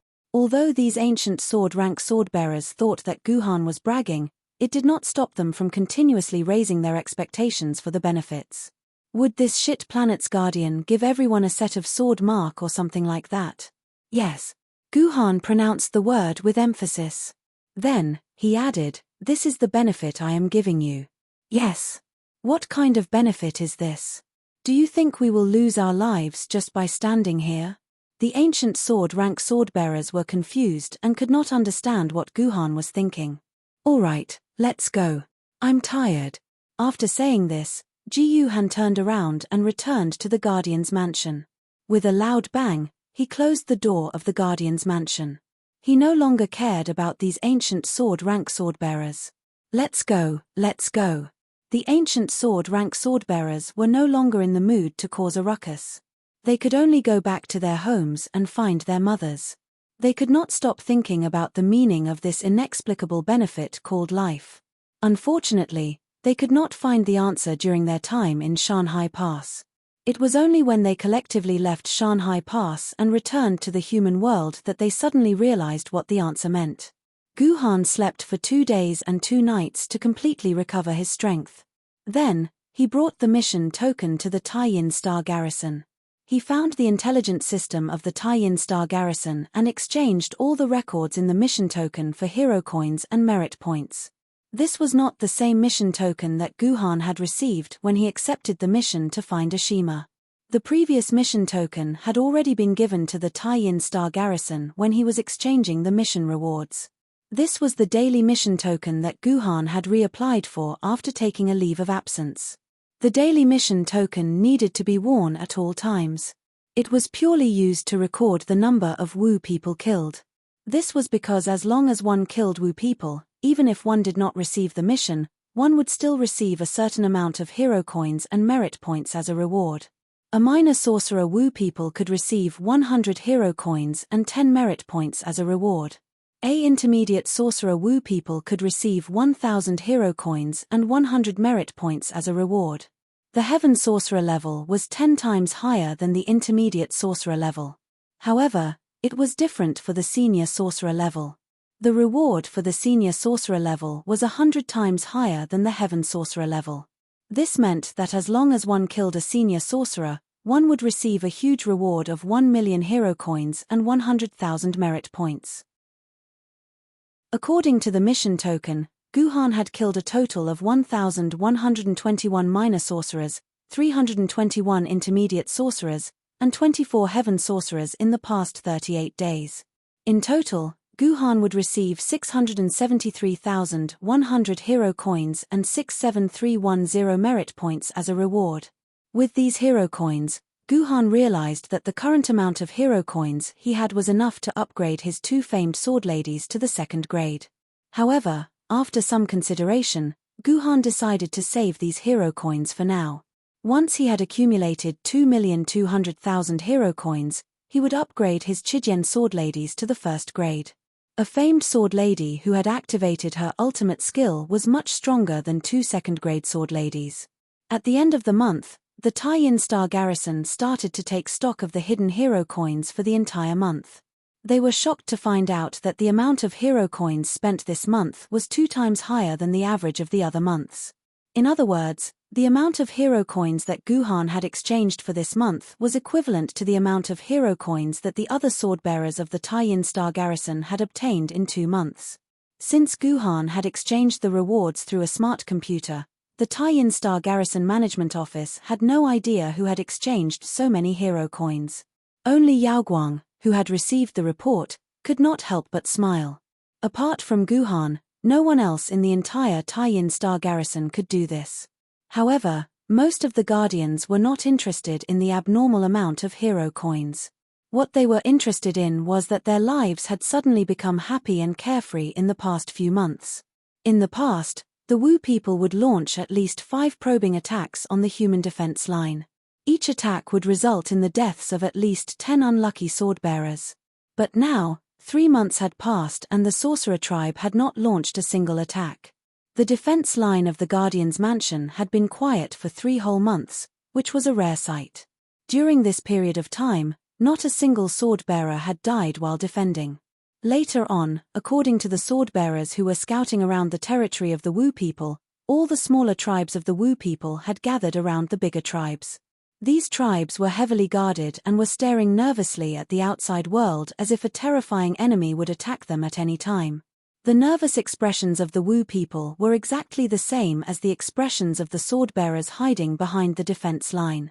While the Guardians were confused by the Wu people, only Ku Rokin and Leslie Dracula who were around Guhan realized that ever since Guhan returned from his vacation, he had not appeared in front of anyone for 3 months. It was as if he had disappeared from the world. Chapter 938. So where did Guhan go? The answer was that Guhan had been staying in his room in the House of Guardians and had not gone out at all. Or rather, he had not gone out for the past 3 months. Guhan had spent all his time lying in bed, staying in Sword Maiden Online through the game capsule. Yes, that's right. For the past 3 months, Guhan had been staying in Sword Maiden Online. The reason was very simple. Guhan wanted to find Kanzu, or rather, find Kanzu's sword soul. After exchanging the hero coins that day, Guhan had been thinking about how he could further improve his swordsmanship. There was a limit to how much he could improve his swordsmanship by fighting against the Sorcerer Tribe. In the end, the Sorcerer Tribe members at the level of Heaven Sorcerer Tribe had no effect on Ji-Yu-Han. Perhaps he could only gain something from fighting the Sorcerer Tribe members at the level of Great Sorcerer Tribe. However, the problem was that he did not know where all the great wizards of the Wu people were hiding. Even if they allowed their clansmen to be slaughtered by Guhan, they would not come out to face Guhan. In desperation, Guhan could only give up the idea of fighting with the great wizards and look for other ways to improve his swordsmanship. In fact, Guhan knew that the best opponent in the world to improve his swordsmanship was none other than a master swordsman among the swordbearers. The most powerful swordsman in the world today was undoubtedly the Mystic Sword Soul. However, this Mystic Sword Soul was definitely not in Shanghai Pass. It was impossible for Guhan to find the Mystic Sword Soul as his opponent. As for the swordbearers in Shanghai Pass, in Guhan's eyes, only Liuyan Ling's swordsmanship could help him hone his swordsmanship. However, Guhan did not intend to be too close to Liuyan Ling. This was because Guhan knew that with the Black Tortoise incident, Guhan would sooner or later kill his way to the Liuyan clan and have a huge battle with them. He would force the Liuyan clan to release all the sword soul marks of Kanzu that they had kept. Then, Guhan and Kanzu would have a battle that transcended time and space. Only by killing Kanzu's sword soul with his own hands could Guhan be able to erase the hatred in his heart for the Black Tortoise that had been brought to the past by Kanzu. He couldn't count on the sword bearers within Shanghai Pass, but Ji-Yu-Han couldn't get out of Shanghai Pass either. Therefore, there was only one way for Ji-Yu-Han to find a strong opponent, and that was Sword Maiden Online. That's right, Ji-Yu-Han only had one purpose for staying in Sword Maiden Online for the past 3 months, and that was to further hone and improve his swordsmanship with the help of all kinds of opponents in Sword Maiden Online to perfect his Chaos Sword art. At the beginning, Guhan suggested to Tomono Kakaze that Tomono Kakaze create a small instance dungeon for him. Then, there would be some powerful opponents in the instance dungeon for Guhan to train himself. To this, Masato Tomono didn't say anything else and gave a clear refusal. No matter how small the instance dungeon was, as long as it exceeded the rules of Sword Maiden Online and created a separate instance dungeon, Tomono Kakaze's actions would be immediately discovered by the scientists who were monitoring her. Then, she would be punished severely. This was a risk that Tomono Kakaze was absolutely unwilling to take. After hearing Tomono Kakaze's reason, Guhan did not force the other party. It did not matter even if he did not have Tomono Kakaze's help. Guhan could find his own opponent. As a result, the games were suddenly thrown into chaos. Military Governor, who had disappeared for a month, once again appeared in front of all the players. However, this time, Military Governor did not appear in front of the players as a powerful instance dungeon finisher. Instead, he appeared as a crazy challenger. Military Governor first appeared on a sunny afternoon. The Spirit Sword level swordbearer, Ouyang-ji, had just left the instance dungeon clearance center and was about to return to his sword tomb when a player suddenly stood in front of him. "You are Ouyang-ji?" This player was wearing a tall hat that completely covered his face. Therefore, Ouyang-ji could not see the other party's appearance clearly. He just felt that the other party was a little familiar. "I am Ouyang-ji. What business do you have with me?" Ouyang-ji nodded arrogantly. As a rare spirit sword level swordbearer in the game, Ouyang-ji indeed had a reason to be arrogant. "Is Lady Phaseless Divine Sword your sword lady?" The player who deliberately covered his face asked again. "All the players on the forum know that my sword lady is the famous Lady Phaseless Divine Sword. Why do you have to ask a question you already know the answer to? What is your purpose?" Ouyang-ji was a little unhappy. "Spar with me." The player said calmly. Spar. Ouyang rolled his eyes. Sorry, I have no interest in sparring with a nobody. Wait until you become as famous as me. After saying that, Ouyang prepared to leave this inexplicable player. Wait. This person reached out to stop Ouyang and then showed his shiny golden name. F***CK. Lord Military Governor. Ouyang was so scared that he fell to the ground. How could he be so lucky to meet this god? One day, such news suddenly spread in the game. Hey, have you heard? The military governor disappeared for a month and appeared again. He even took the initiative to challenge a spirit sword level swordbearer named Ouyang. In the tea house, a player and a few friends said excitedly. What? The military governor appeared again and challenged a spirit sword level swordbearer? And he failed. The player's friend shook his head repeatedly. Impossible. The military governor clearly defeated an immortal sword level swordbearer in the 8 cities tournament. How could he lose to a small spirit sword level swordbearer? Yes, I know this Ouyang. He also participated in the 8 cities tournament. However, this Ouyang didn't even squeeze into the top 64. How could he be a match for the military governor? Your news must be fake. Bah. I heard this from the brother-in-law of the wife of Ouyang friend's brother. How could it be fake? The player said unconvinced. Phut, who believes you? The braggers at the table immediately boasted and expressed their disdain for this player who spread gossip. As a result, after boasting for a while, a player with a big white name above his head swaggered in. When these braggers saw this, they thought, my god, isn't the name above this player's head Ouyang? So these braggers immediately pulled Ouyang to their table, helped him order food, poured him wine, and said a lot of good things. Finally, they couldn't suppress the curiosity in their hearts and asked Ouyang, Brother Ouyang, I heard that you defeated the military governor. Is this true? You want to know? Ouyang first kept them guessing. When these braggers felt uncomfortable, he slammed his fist on the table and said in a loud voice that the entire tea house could hear, yes, Grandpa did defeat the military governor.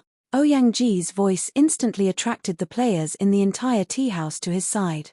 Although 80% of the players thought that Ouyang was bragging, because they were full of interest in the military governor who had disappeared for a month, they were also very interested to hear how Ouyang was bragging. Let me tell you. In fact, the military governor took the initiative to ask me to fight. I couldn't refuse even if I wanted to. So, the two of us fought for 3 hours in the ring. In the end, I was better and broke the military governor's personal shield. After that, the military governor simply admitted defeat, Ouyang said proudly. You're bragging, you. The military governor could beat a fairy sword wielder. How could he lose to you? Why don't you show us the video and we'll believe you? A player jeered. Who said I didn't record it? I'll show you the video now. Ouyang face turned red. He immediately took out his personal terminal. After a few clicks, a video was projected in the air. Everyone quickly turned their attention to the video. Ouyang really did not lie. The person standing opposite him was really the player who had the Golden King of Use go stomping the Sword Instance Dungeons #1 and surrendered, the military governor. Everyone looked at the playback time of the video. It was actually 185 minutes long. Therefore, for the next 3 hours, everyone was immersed in this video. At the end, when the military governor's personal shield was broken by the phaseless sword and he admitted defeat, everyone came to their senses. Oh my god! The military governor actually lost. A player covered his mouth in disbelief. But why do I feel that this video is so weird? The military governor fought so awkwardly.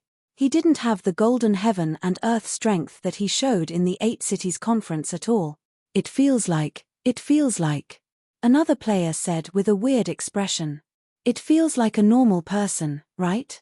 A player with a face full of beard, who looked very experienced, answered the previous player's question. Didn't you guys notice? This military governor didn't use any skills from the beginning to the end. Moreover, the surface of his sword lady didn't have any flowing light covering it. This can only mean one thing. The military governor didn't use sword element during the battle. Are you kidding? Which sword wielder doesn't use sword element during a battle? A player did not believe the bearded player's words at all. That's right, that's right. A sword wielder who doesn't use sword element is only physically stronger than a normal person. Other than that, he's exactly the same as a normal person. Let's not talk about the military governor who is a famed sword level. Even an emperor sword level sword wielder would lose to a spiritual sword level sword lady if he didn't use sword element. Another player continued to say, I don't *king understand this, but the truth is that this military governor really didn't use any sword element. However, did you guys pay attention to the sword skill that this military governor used? In terms of sword skill alone, the military governor's sword skill is more than a few times better than during the 8 Cities conference. The bearded player said with a face full of admiration. Hey, brother Ouyang, is this brother right? Did the military governor really not use sword element throughout the battle? Hence, the other players looked at Ouyang Chigwa with questioning eyes. That's true. Otherwise, I wouldn't have the ability to defeat Sir Military Governor. Ouyang Chigwa smiled awkwardly, but he admitted it straightforwardly. When the onlookers were about to interrogate Ouyang Chigwa about the specific situation, Ouyang Chigwa's personal terminal suddenly notified him that a text message had been sent. Ouyang Chigwa opened the text message and immediately jumped up from his seat. He cupped his fists at the onlookers around him. I'm sorry. Sir Military Governor said that he wants to fight with me again, so I'm going now. After saying that, Ouyang Chigwa left the tea house quickly, leaving the onlookers dumbfounded. Chapter 939. After about 5 or 6 hours, Ouyang Shusheng returned to the tea house with weak footsteps and somewhat weak nerves. Most of the spectators who had been listening to Ouyang Shusheng had left, but there were still 3 or 4 spectators in the tea house. They were obviously waiting for Ouyang Shusheng here.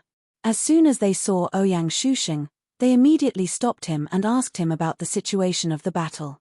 Oh my god.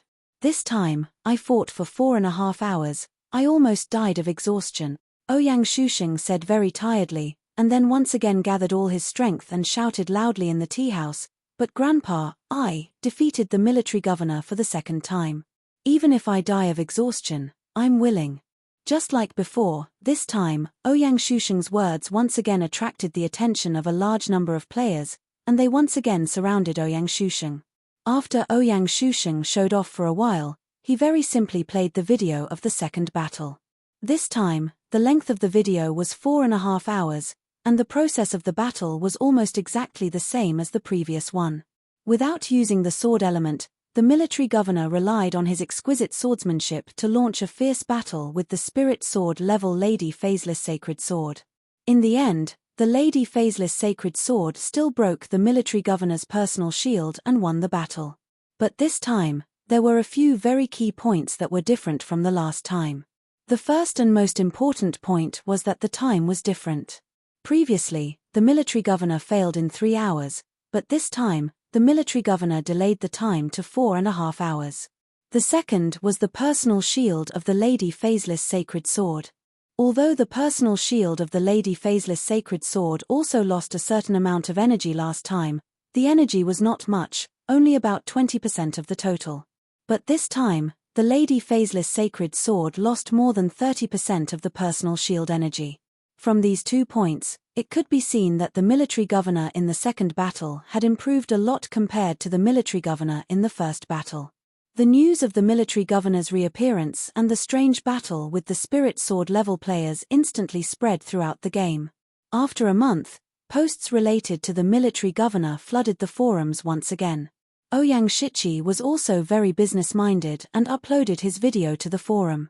However, because the other party involved in the video, the military governor, did not authorize Ouyang Shichi, so Ouyang Shichi could not set a fee for the video.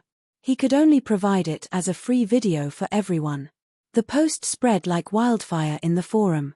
Many players rushed to the forum to click on the news about the military governor when they learned that the military governor had reappeared. Then, they saw the video that stunned them.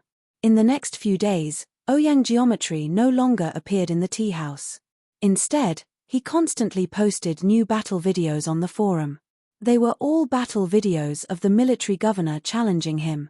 The third time, the fourth time, the fifth time, the sixth time, the military governor challenged Ouyang Geometry's Lady Phaseless Sacred Sword again and again. Although the Lady Phaseless Sacred Sword won in the end, the duration of each battle was longer than the previous one. The Lady Phaseless Sacred Sword also lost more personal shield energy than the previous one. In the end, on the seventh attempt, after a full 8 hours of arduous battle, the commander finally broke through the Lady Phaseless Divine Sword's personal protective shield. He still had about 10% of his personal protective shield left, so he could be considered to have achieved a legitimate victory. Although this was the result that all the players had already guessed, when they really saw that a sword wielder was actually able to defeat a spirit sword level sword mistress without using sword essence.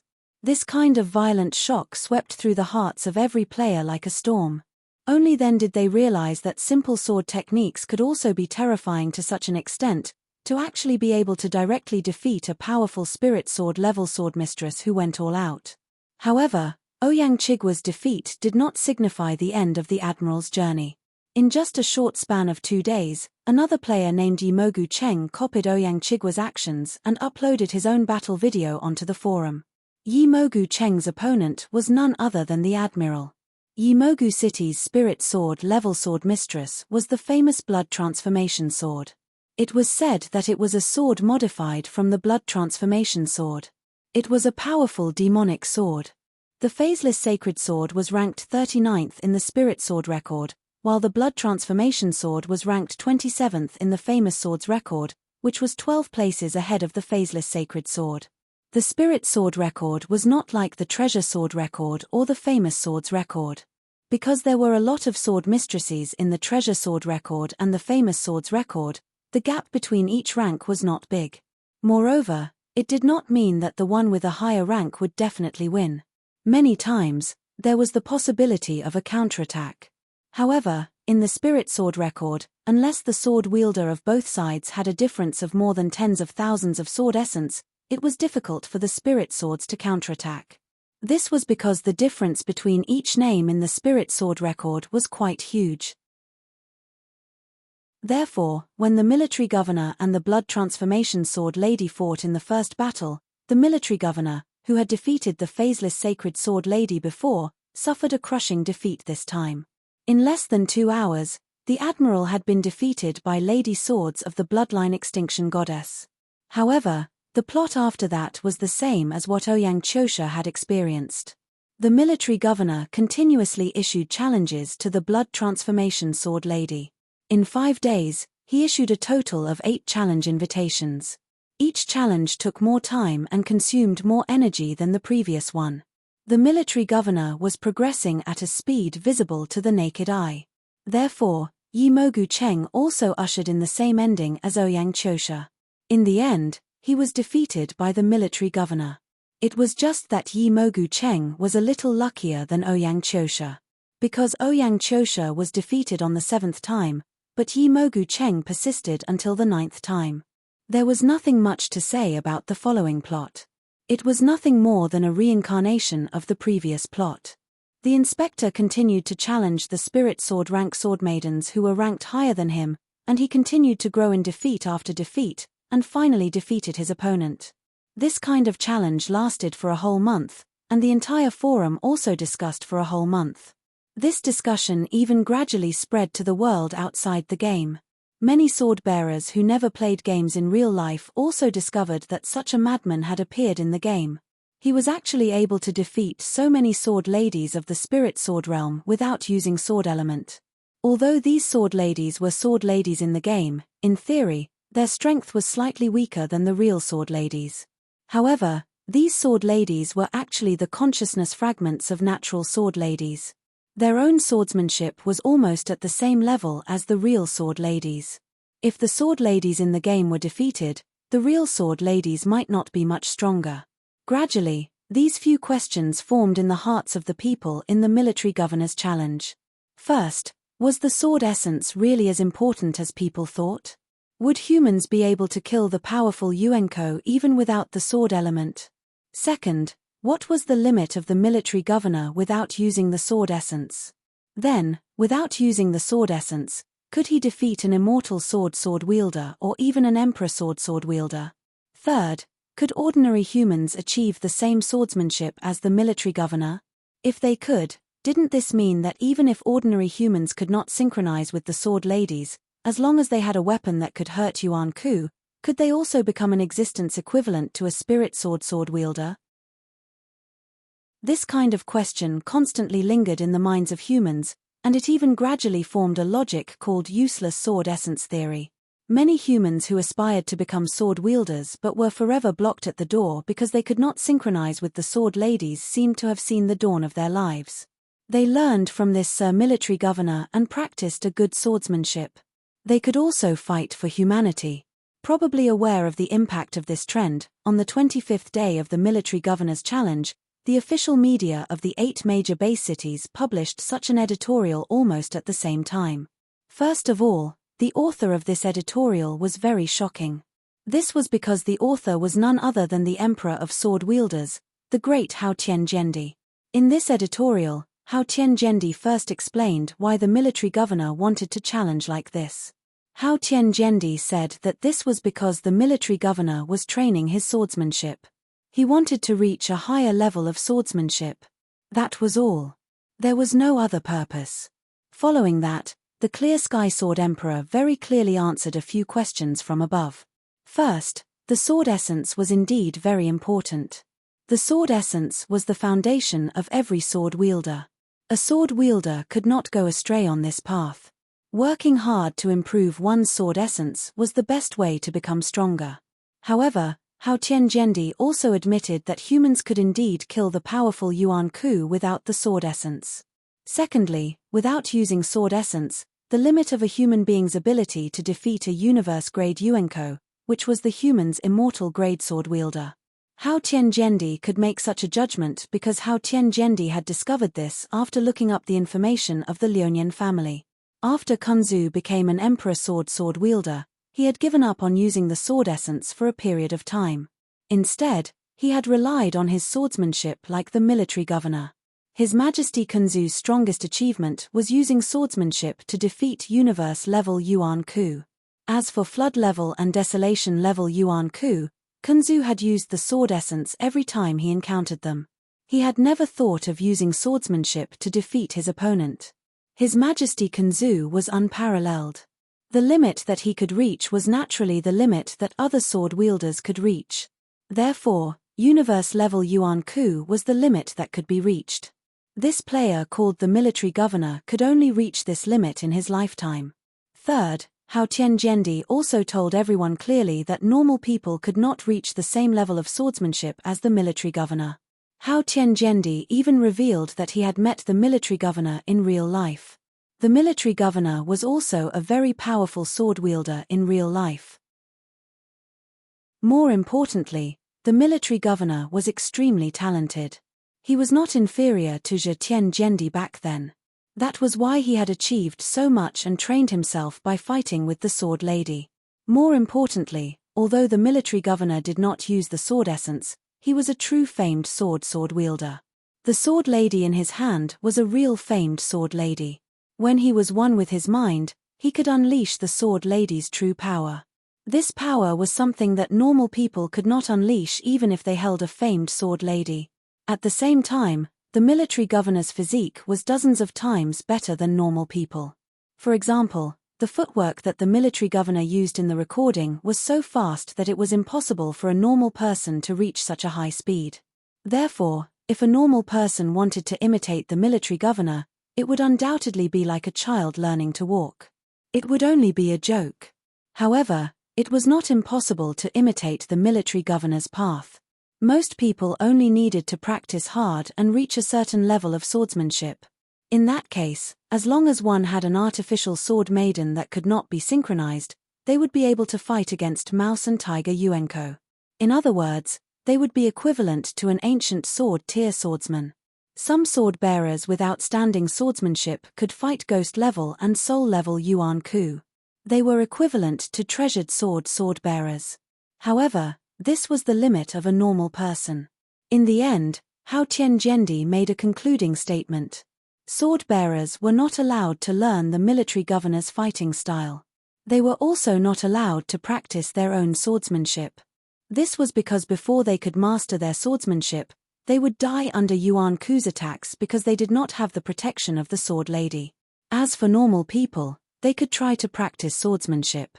If they found that they had good swordsmanship talent, they could try to practice swordsmanship.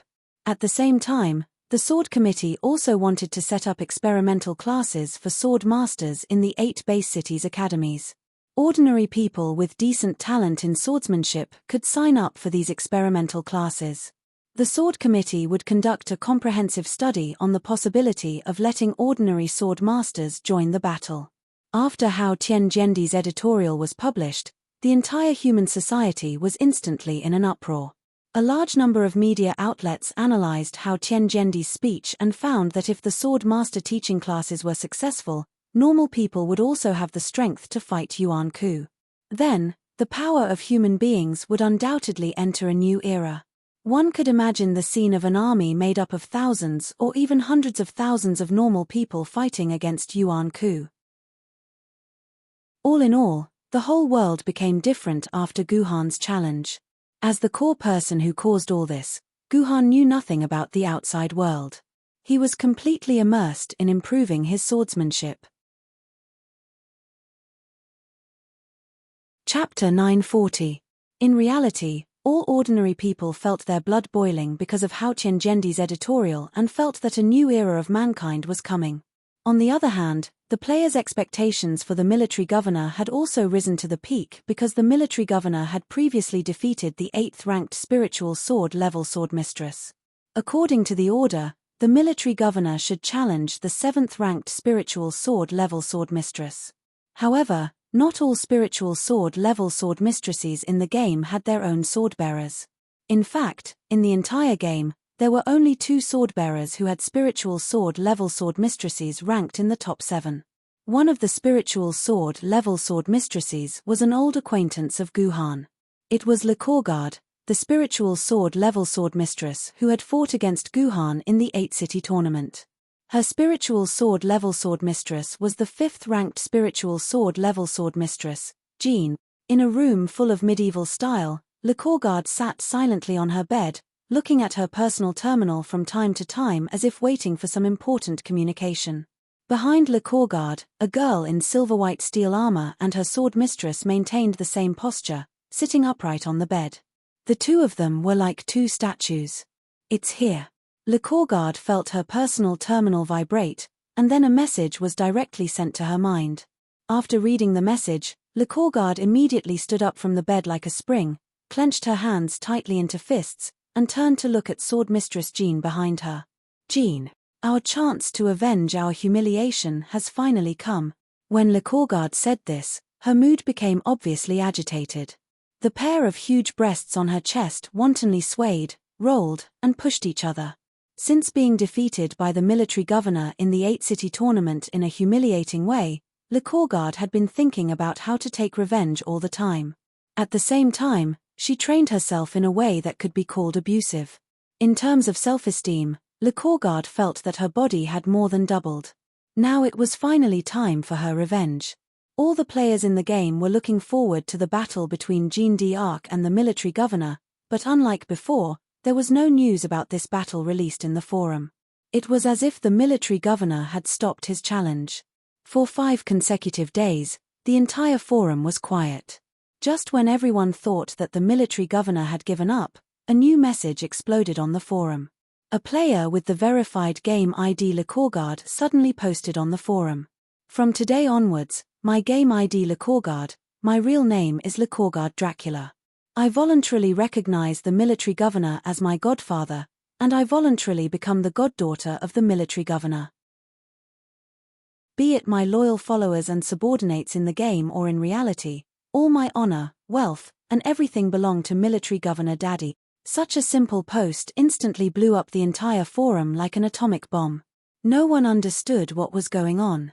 Why did Lecourgard post such a seemingly inexplicable post? Why did she suddenly recognize the military governor as her father? Just when everyone was discussing this matter, A player with the ID Leslie on the forum gave all the curious players an explanation. She even posted the long-awaited battle video of Jean d'Arc and the military governor on the forum. After watching the battle video, the players finally realized what had happened. The video started in a ring.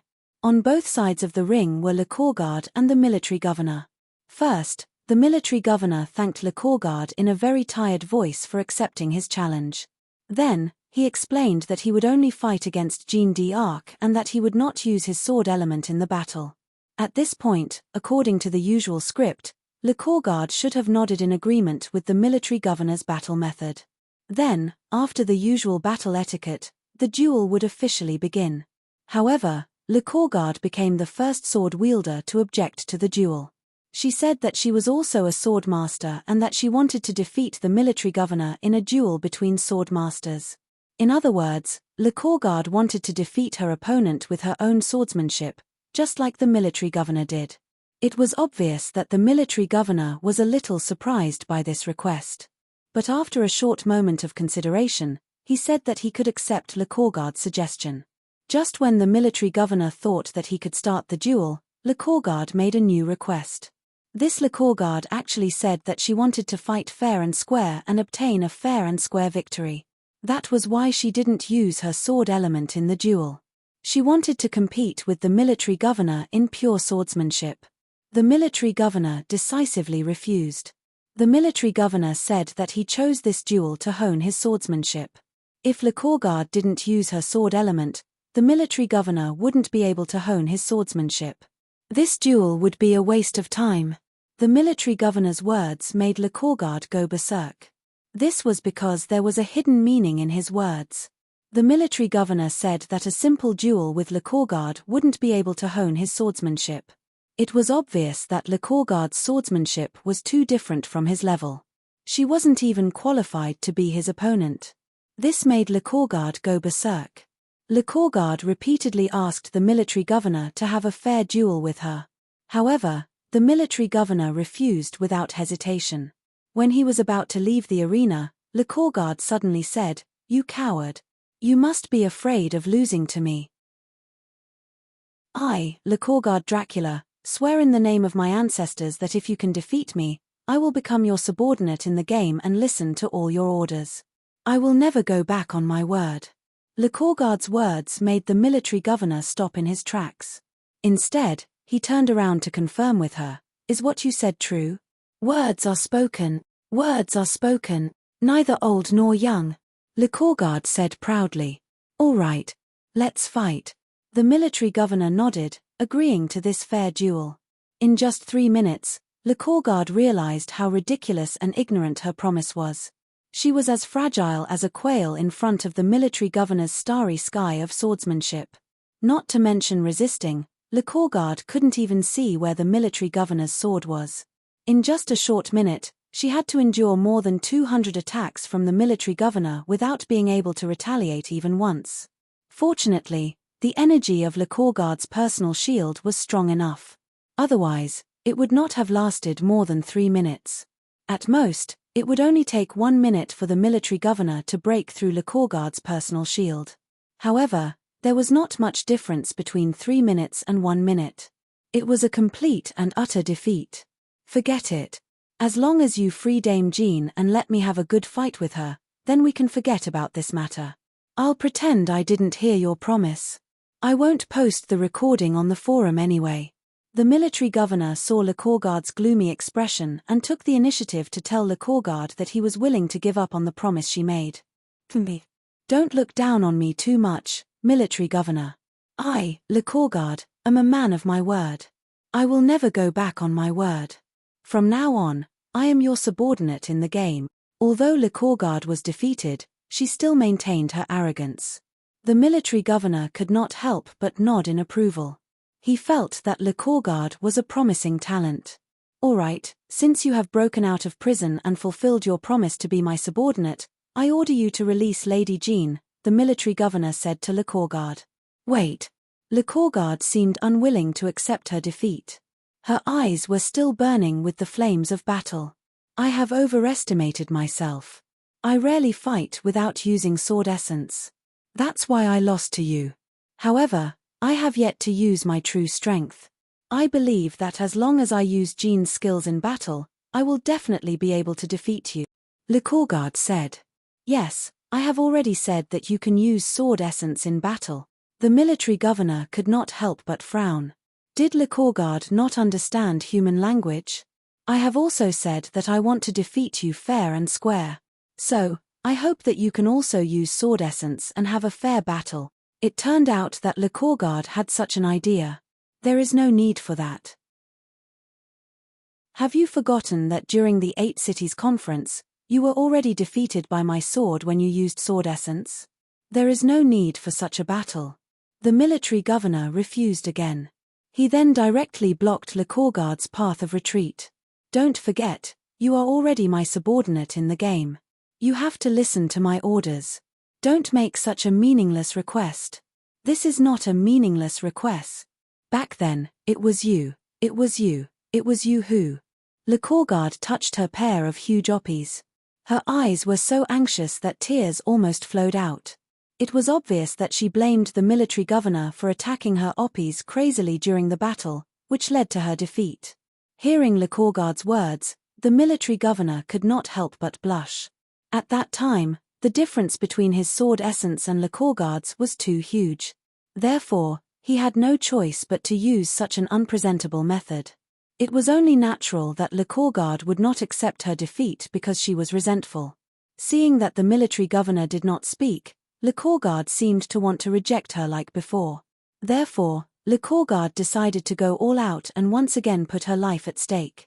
If you can defeat me, not only will I be your subordinate in the game, but I will also be your subordinate in real life and listen to your orders. The military governor's eyes lit up when he heard this. According to Guhan's plan for his life, it was indeed time for him to consider recruiting his own swordbearers in real life and build his own army. After all, apart from the few Gendi during the Great Destruction, every Emperor sword-level swordbearers had their own powerful army. All right, Lycorgard, this silly girl, was betting her entire life. Chapter 941. After fighting with Lycorgard again, Guhan had to admit that she had improved a lot in the past 3 months. Her strength was no longer the same as when she was at the 8 Cities tournament. Unfortunately, it was useless because Guhan had also improved a lot in the past 3 months. Not only had his sword essence in the game increased by 4 times, reaching 80,000 quarks of sword essence, but Guhan's own swordsmanship had also improved greatly. So compared to the 8 Cities tournament, Lycorgard was defeated even faster.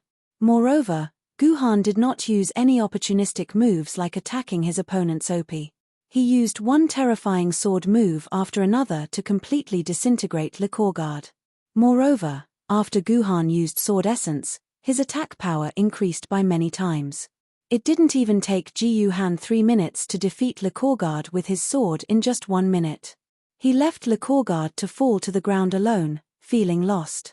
Are you satisfied now? You can spar with me according to my request. Guhan walked in front of Lycorgard and said to her. Lycorgard did not say anything. She felt as if she had been completely broken by Guhan. Forget it.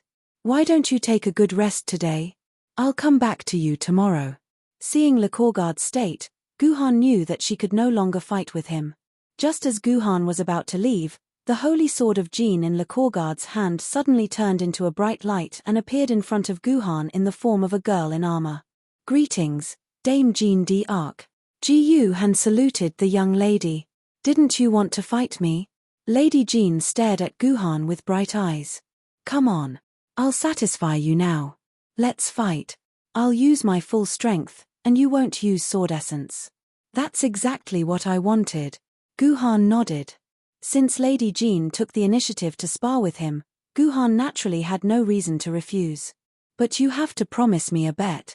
Jean d'Arc was indeed worthy of being the sword mistress of Lycorgard. This was the 3rd wager of the competition. What bet? Guhan asked curiously. From Guhan's point of view, Lycorgard had already lost both in the game and in real life. What else could she possibly have? If I win this battle, then everything Lycorgard has promised you will be nullified. Le Courgard will regain her freedom and you will no longer have any relationship with her. If I lose, then Le Courgard will recognize you as her father. All of her, including her flesh, will be yours. I can even tell you this news. Le Courgard only needs 20,000 quarks of sword essence in reality to become a spirit sword level swordbearer. And once she meets the sword essence requirement of a spirit sword level swordbearer, she will definitely be able to synchronize with my real body in reality. Are you satisfied with these conditions? Hearing Jeanne d'Arc's words, the military governor was indeed very satisfied. This was simply an irresistible condition. Not to mention anything else, just Le Courgard's surging body alone was enough for the military governor to recoup his losses. What's more, Le Courgard was about to become a spirit sword level swordbearer in reality, and with the guarantee of Jeanne d'Arc's consciousness fragment, this almost meant that Le Courgard could 100% successfully synchronize with Jeanne d'Arc in reality and become a spirit sword level swordbearer. In 5 days, no matter how many times I challenge you, as long as I can defeat you within 5 days, I win this bet. What do you think? The military governor asked Jeanne d'Arc, but Jeanne d'Arc was about to admit it, but she was interrupted by the military governor. You are just Le Courgard's sword mistress. You are not qualified to make decisions for Le Courgard. That's why I hope it's Le Courgard herself who promises me this, and not you, Dame Jeanne. Jeanne d'Arc's decision is my Arc's decision. We are one. At the same time, Le Courgard, who had suffered a blow, seemed to have recovered her willpower. She stood up firmly and said to Guhan, "Okay." Guhan nodded. This new bet was officially established. Then, just like the previous challenge launched by the military governor, after a few hours of hard fighting, the military governor, who did not use his sword element, was defeated by Jeanne d'Arc. Le Courgard thought that the other party would be eager to challenge her again the next day for the sake of the bet. But to Le Courgard's surprise, not only did he not appear on the second day, but the military governor also did not appear on the third and fourth day. It was not until the 5th day that the military governor contacted Le Courgard in the last few hours and said that the battle could start again. "Why didn't you come to me a few days ago?" Le Courgard asked the military governor curiously before the battle began. "There's a problem in reality. Some ignorant Yuenko came to die, and I've already killed them."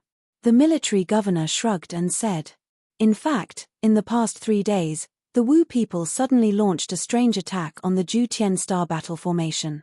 The reason why this attack was a little strange was because the Wu people's battle at the beginning was very loud. The entire Wu people's army of tens of thousands of troops pressed forward, as if they were going to fight to the death with the humans. But the problem was that these Wu people's attacking troops did not have a Grand Magus to hold the line. All the Grand Magi were still in a state of disappearance.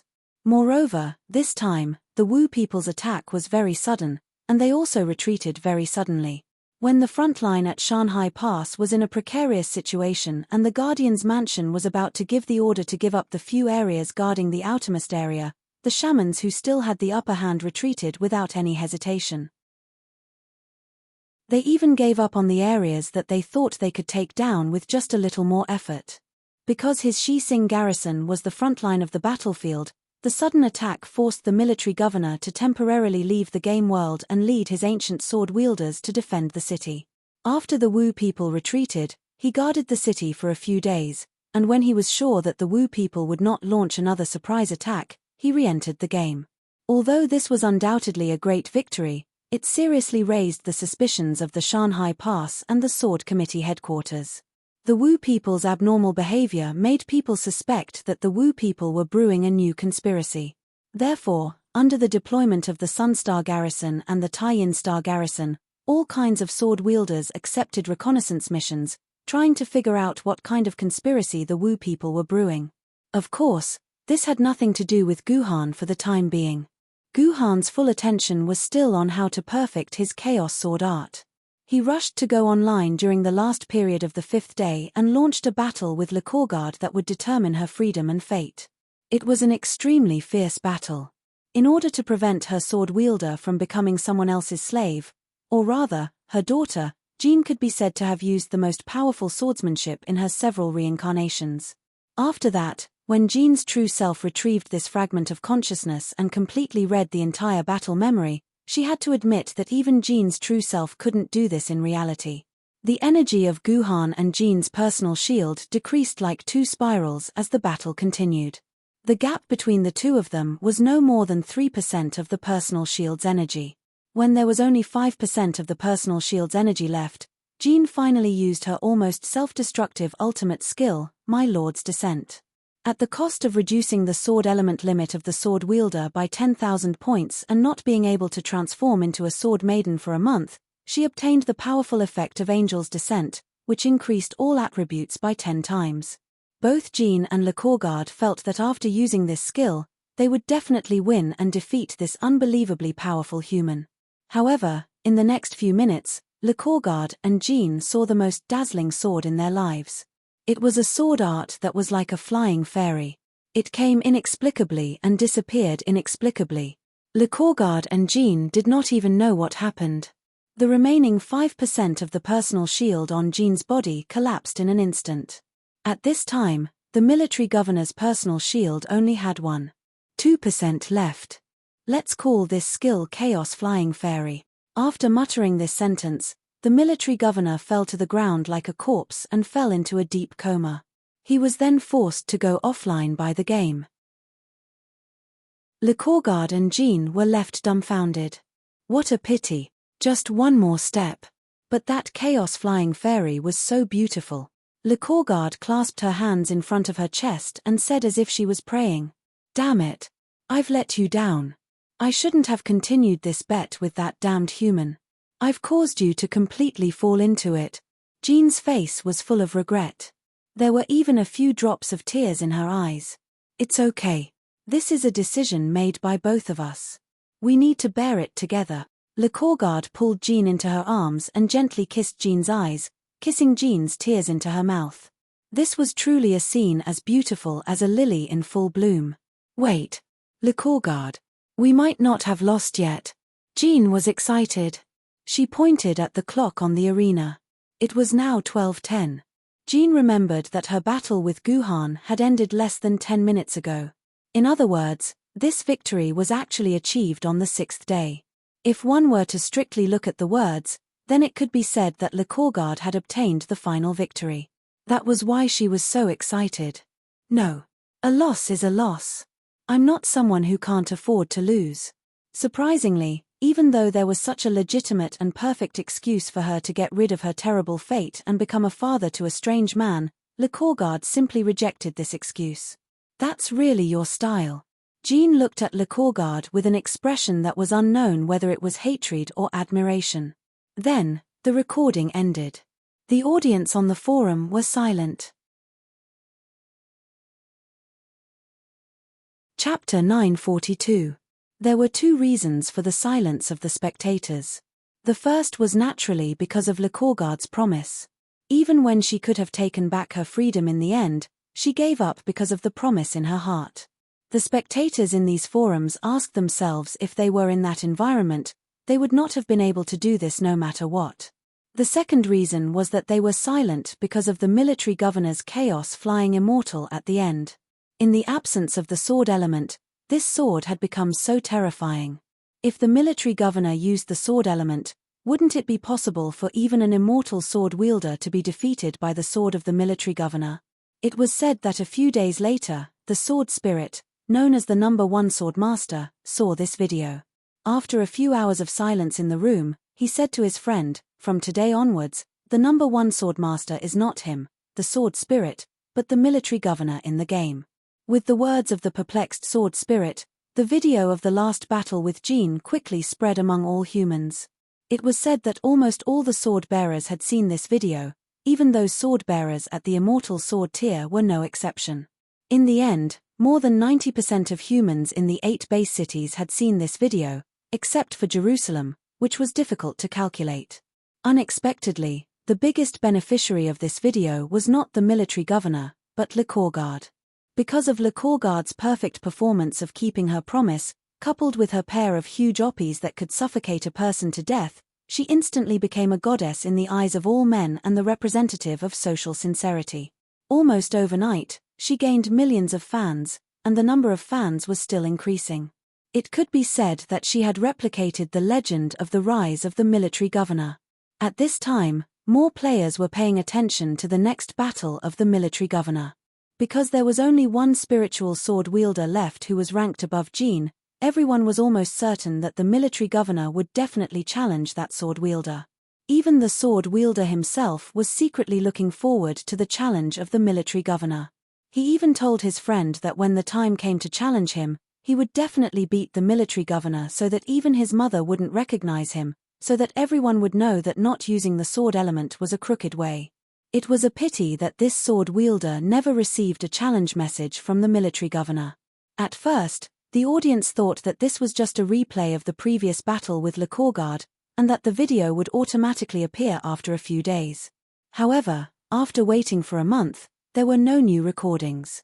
Only then did the spectators vaguely feel that the Admiral's journey of challenge had come to an end.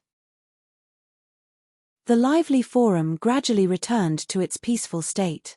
However, the entire human world had changed because of the challenge of the military governor. The 8 base cities opened 8 swordmaster teaching classes at the same time, and the first generation of ordinary people who could fight with Yuan Ku were being trained. Of course, these had nothing to do with Guhan. At this time, Guhan was fighting in a dungeon. This was a dungeon that had never appeared in the history of the game, and it was also the second dungeon that Guhan conquered in a completely unfamiliar situation. After defeating Jean d'Arc that day, the unconscious Guhan was forced out of the game. He only fully recovered after resting for 3 days in the real world. But this was valuable, because Ji Yuhan continued with the first move, Primal Chaos split the heavens, the second move, Primal Chaos stars, and finally created his third move, Primal Chaos flying immortal. The creation of Chaos Sky Splitter greatly improved Guhan's swordsmanship once again. Guhan even felt that if he met Gilgamesh again, he would not be as helpless as before. Guhan could at least fight with Gilgamesh for a few hundred rounds. However, the appearance of Chaos Sky Splitter also made Guhan understand that the way he fought with the Lady Swordmaster without using the sword element was like the way he fought with the Wu people. It had lost its purpose, and it could no longer help Guhan further improve his swordsmanship. Ji Yuhan had to find a stronger opponent to fight against. Logically speaking, this was not a difficult task. Next, Guhan could use the identity of military governor to challenge those fairy sword wielders. However, he never expected that the sword committee would send an email directly to Guhan's personal terminal through Tomono Kakaze. The email clearly stated that Ji Yuhan was not allowed to challenge any legend of the sword and fairy level swordsman in the game. If Ji Yuhan dared to challenge any legend of the sword and fairy level swordsman in the game, the sword committee would use its authority to ban the commander's account for 3 years. As for why Guhan was banned, the email did not explain clearly. However, when Guhan browsed through the various messages on the forum, he could roughly guess the reason why the sword committee did this. The reason was very simple. The sword committee was afraid that there would really be fairy sword wielders who would be defeated by military governor without using the sword element. This would undoubtedly cause a huge impact on the entire system of sword wielders. Military governor had defeated countless spirit sword wielders without using the sword element. This had broken the common sense that the sword committee had spent hundreds of years to shape. That was, the sword element is king, and the swordsmanship is only auxiliary.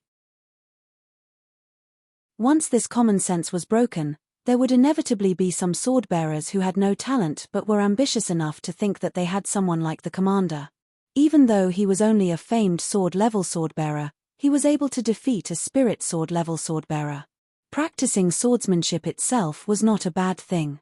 The bad thing was that these sword-bearers were blindly arrogant and wanted to fight Yuenko hand-to-hand just like the sword master after mastering a lousy swordsmanship.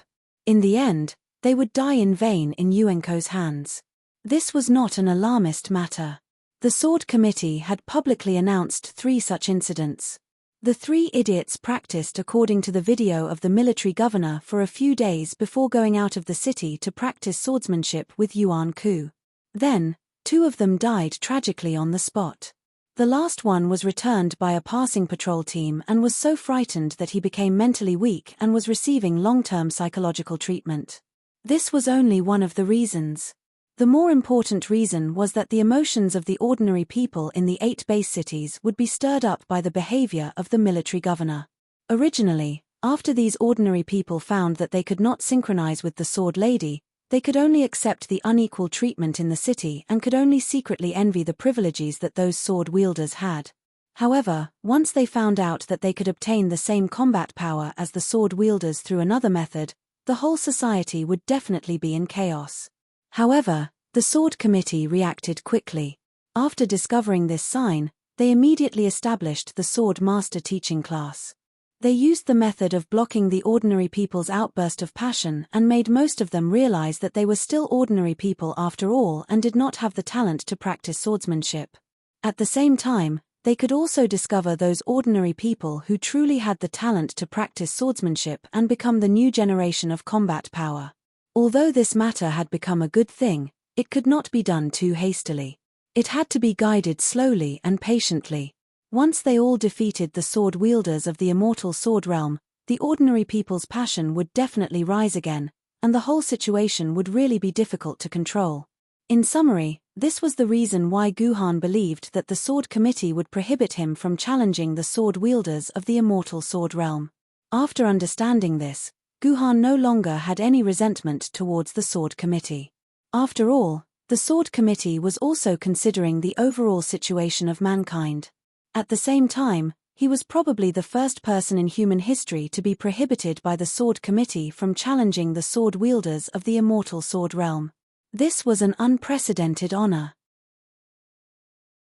Although Guhan understood the Sword Committee in the end, Guhan could not give up on training his swordsmanship. Since the way to challenge the sword wielders of the immortal sword realm was blocked, Guhan had to find a new way.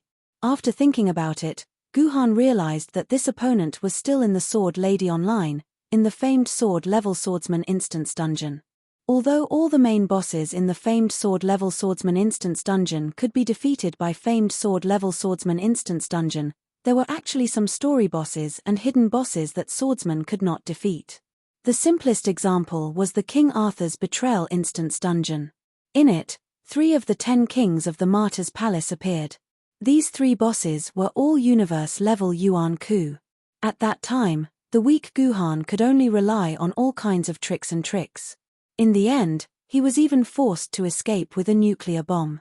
However, now that he was also a famed sword-level swordsman, Guhan could challenge this instance dungeon in a different way. System notification: Player Military Governor, welcome to the King Arthur's Betrayal Instance Dungeon. Quest objective: find the imprisoned King Arthur and bring him back to Yangjing Base City. System notification: main quest has been updated. Quest 1, search the battlefield.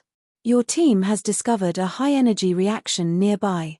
It is suspected that there is a battle between Yuan Ku and the swordsman. Please find and arrive at the quest location within 10 minutes. If the quest is not completed within 10 minutes, the instance dungeon will fail. System notification: special notice: if you encounter a wandering Yuan Ku, please kill them immediately. Otherwise, they will issue a warning and attract all the Yuan Ku in the stronghold to attack you. Hearing these familiar system notifications, Guhan couldn't help but feel the urge to cry. He didn't think that he would be able to return to this instance dungeon after a few months. However, he was no longer the same person he was a few months ago. When he first entered this instance dungeon, he was only an ancient sword-level swordsman. Now, however, he had entered this instance dungeon as a famed sword-level swordsman. More importantly, his true strength had increased by more than 100 or even 1,000 times compared to before. Although Guhan had written an extremely detailed strategy on the forum to teach other players how to clear this instance dungeon, this strategy had also earned Guhan tens of millions of yuan. However, this time, Guhan didn't plan to clear this instance dungeon according to his strategy. He wanted to go crazy and use a method similar to a nuclear explosion to detonate the entire instance dungeon. Chapter 943. According to the strategy that Guhan provided to the players, they had to pass through T3 in order to reach parking lot P2 as quickly as possible. This was because Terminal T3 was filled with Flood Dragon level Yuan bandits. If they relied on killing their way through Terminal T3, it would inevitably take a lot of time. Therefore, in the strategy, Guhan suggested that the players endure the damage from these Yuan-Ku. As long as they rushed out of the range of T3, these Yuan-Ku would not chase after them. This was indeed a very effective method. They all used this suggestion from the military governor to quickly pass through T3. However, this time, Guhan did not intend to pass through T3 according to the method described in the game strategy. He intended to use a more effective method. Guhan held the Juzi sword in his hand and injected 5,000 quarks of sword essence into it. An explosive aura surged out of Guhan's body and instantly filled the entire world. 9 swords of mysterious heaven, waterfall golden chrysanthemum. With a single thought from Ji-Yuhan's lips, the dazzling golden chrysanthemum formed by more than 50 sword energies instantly struck the entire T3 terminal. This T3 terminal, which had stood for 1,000 years, was cut into pieces by the sword energies like tofu. At the same time, the dozens of Yuan bandits in the T3 terminal were also directly cut into 2 pieces by the sword energies. Done. After releasing the waterfall golden chrysanthemum, the military governor walked into T3 with great ease.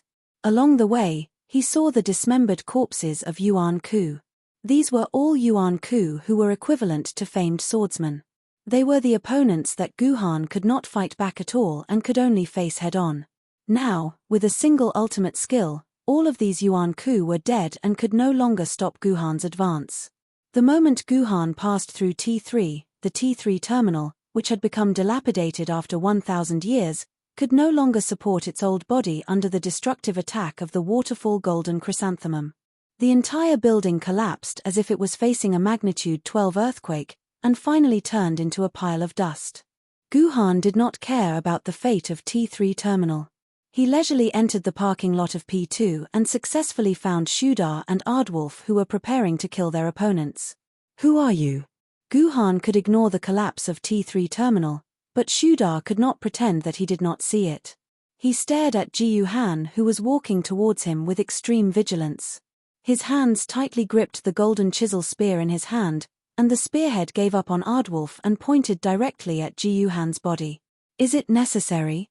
I just want this process to end as soon as possible."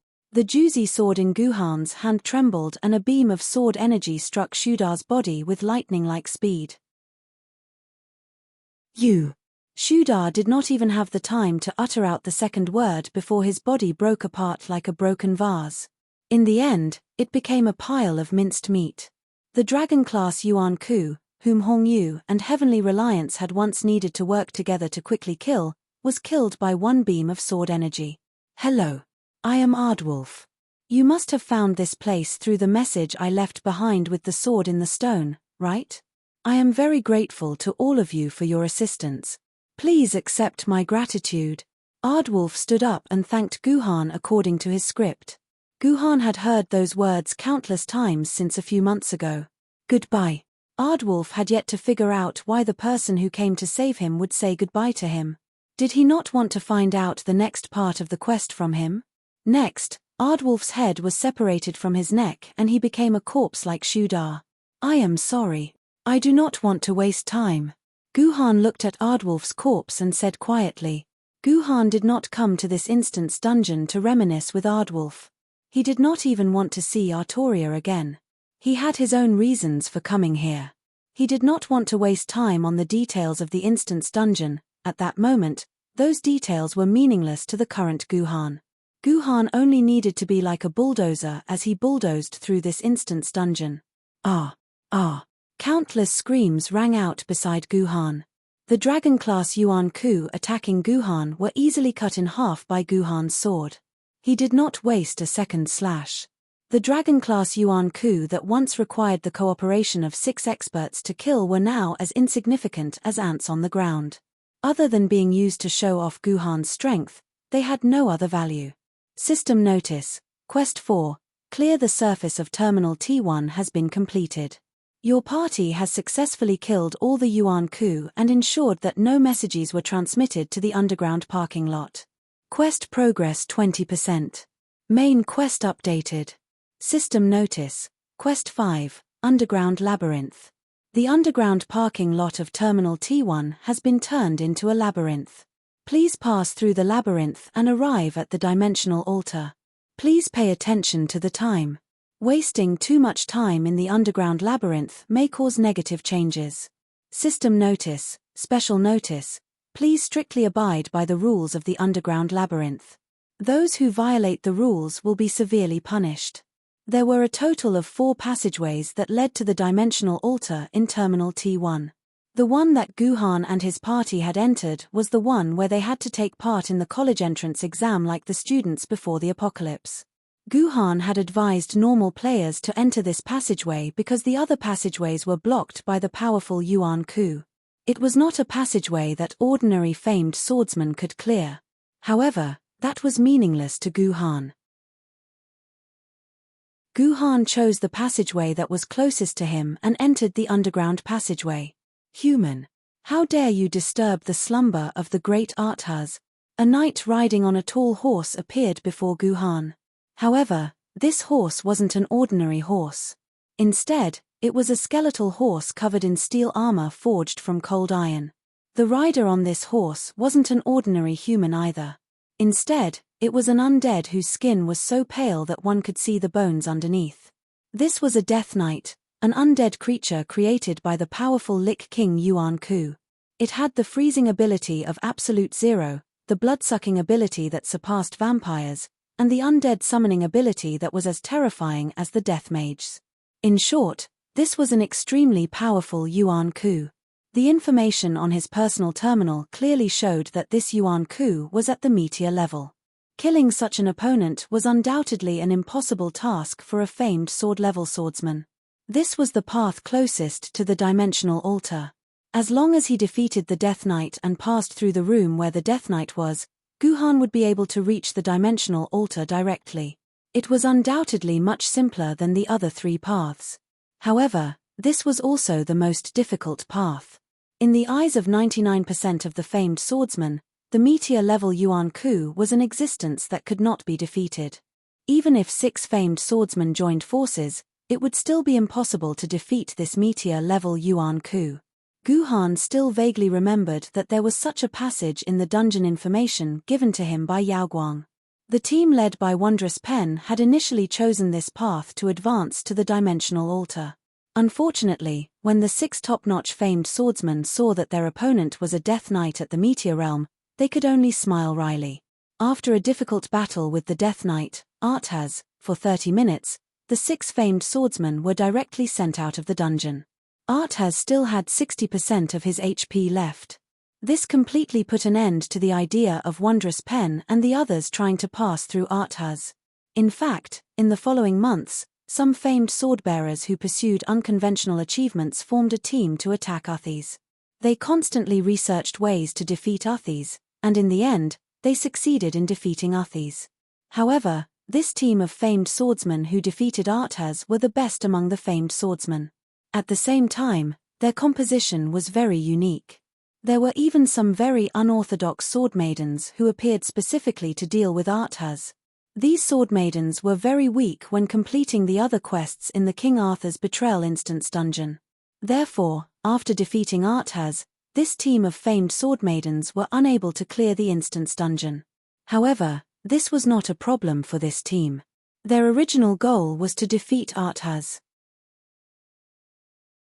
Whether or not they could clear the instance dungeon was not within their consideration.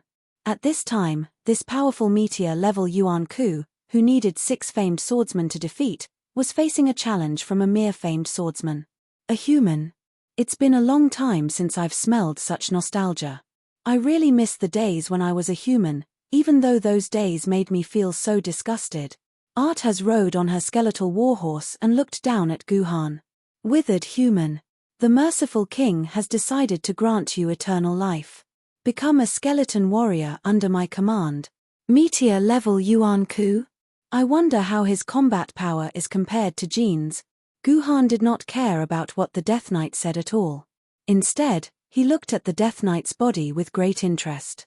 He secretly estimated whether the Death Knight could become his opponent and help him improve his Chaos Sword technique.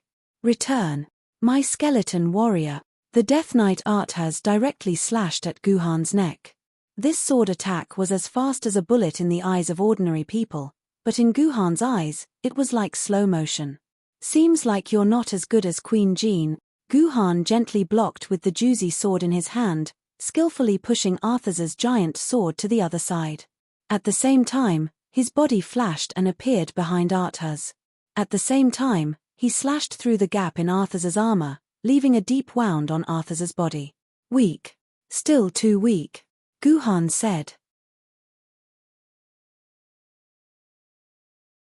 Chapter 944. That's impossible. You're just a famed sword-grade swordsman.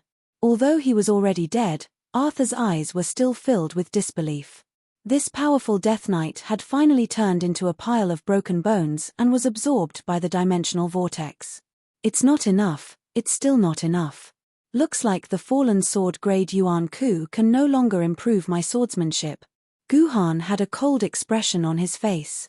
In the battle with Arthas, Guhan was like the other spirit sword-grade sword maidens. He did not use his sword essence from start to finish. Even so, Guhan only spent less than an hour and a half to kill Arthas. Arthas was not an ordinary Yuan Ku. He was a true fallen sword-grade Yuan Ku. Guhan could defeat his opponent without using sword essence. So, if Guhan used sword essence, how much stronger would he be? What was even more terrifying was that Guhan's improvement had not reached its limit. The real limit would probably be when Guhan completely perfected his Chaos Sword technique. When that time came, Guhan would be looking forward to facing Gilgamesh again. Guhan wanted to return all the humiliation he had suffered to this opponent. Unfortunately, Gilgamesh was already dead. System notification. Quest 5, Underground Labyrinth completed. Your party has arrived at the Dimensional Altar. Quest progress 40%. Main quest updated. System notification. Quest 6, Save King Arthur. King Arthur Artoria Pendragon has been bound by magic. Please break the magic binding and save the controlled King Arthur. Guhan couldn't help but let out a sigh when he saw King Arthur Artoria Pendragon, who was wearing a snow-white wedding gown and had a seductive butt. He walked towards the Dimensional Altar. I wonder if everyone still remembers that this Dimensional Altar is actually a very dangerous trap. The surroundings of the Dimensional Altar were filled with dimensional turbulence. No matter who it was, once they touched these dimensional turbulence, they would be torn to pieces in an instant. Even a spirit sword-grade swordsman was no exception, let alone a famed sword-grade swordsman. Even if Guhan's strength had increased by a terrifying amount, it was only in terms of swordsmanship. In terms of physical fitness, Guhan's physical fitness was still that of an ordinary famed sword-grade swordsman. The Juzi sword's protective shield was still that of a famed sword-grade swordsman. Steel Centipede, who had hundreds of thousands of quark sword essence and had top-notch defensive abilities and skills, only had 4% of its protective shield energy left in the face of the dimensional turbulence. Although the Juzi sword's defensive ratio far exceeded Steelbang's by 2 times, the sword essence in Guhan's body was less than a third of Steelbang's. In other words, the defensive ability of Guhan's Juzi sword's close-fitting shield was simply not comparable to Steelbang's. If Guhan chose to face the dimensional turbulence head-on, Guhan would probably die on the spot with the Juzi sword's ability. Of course, if Guhan was willing to use the starting point sword, it would be a different story. But for some reason, the game did not scan the starting point sword's ability to use the upper limit of sword essence as a protective shield energy. Therefore, the starting point sword's performance here might not be as practical as the Juzi sword. In this case, it seemed that Guhan could only follow the method written in his guide to remove the dimensional turbulence of the Dimensional Altar. According to the method described in Guhan's guide, 5 people needed to cooperate from different directions to remove the magic runes on the arena and make the dimensional turbulence disappear.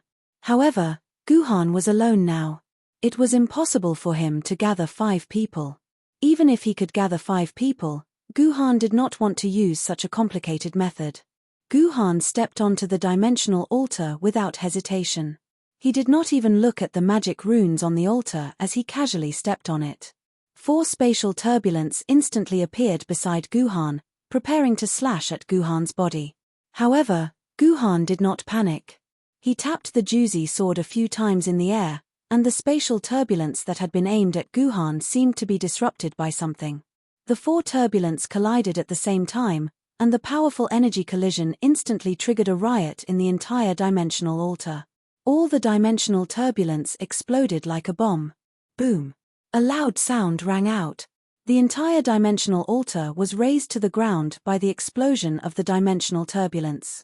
The entire altar disappeared, and a deep pit the size of half a basketball court appeared in the ground. However, although the altar had disappeared, the person on the altar was safe and sound. Guhan had appeared in the safe zone of the temple at some point in time, carrying the unconscious Artoria in his arms. Amazing! Amazing! You were actually able to use your sword chi to shake the entire space and affect the path of the dimensional turbulence, ultimately detonating everything. Your swordsmanship is truly terrifying.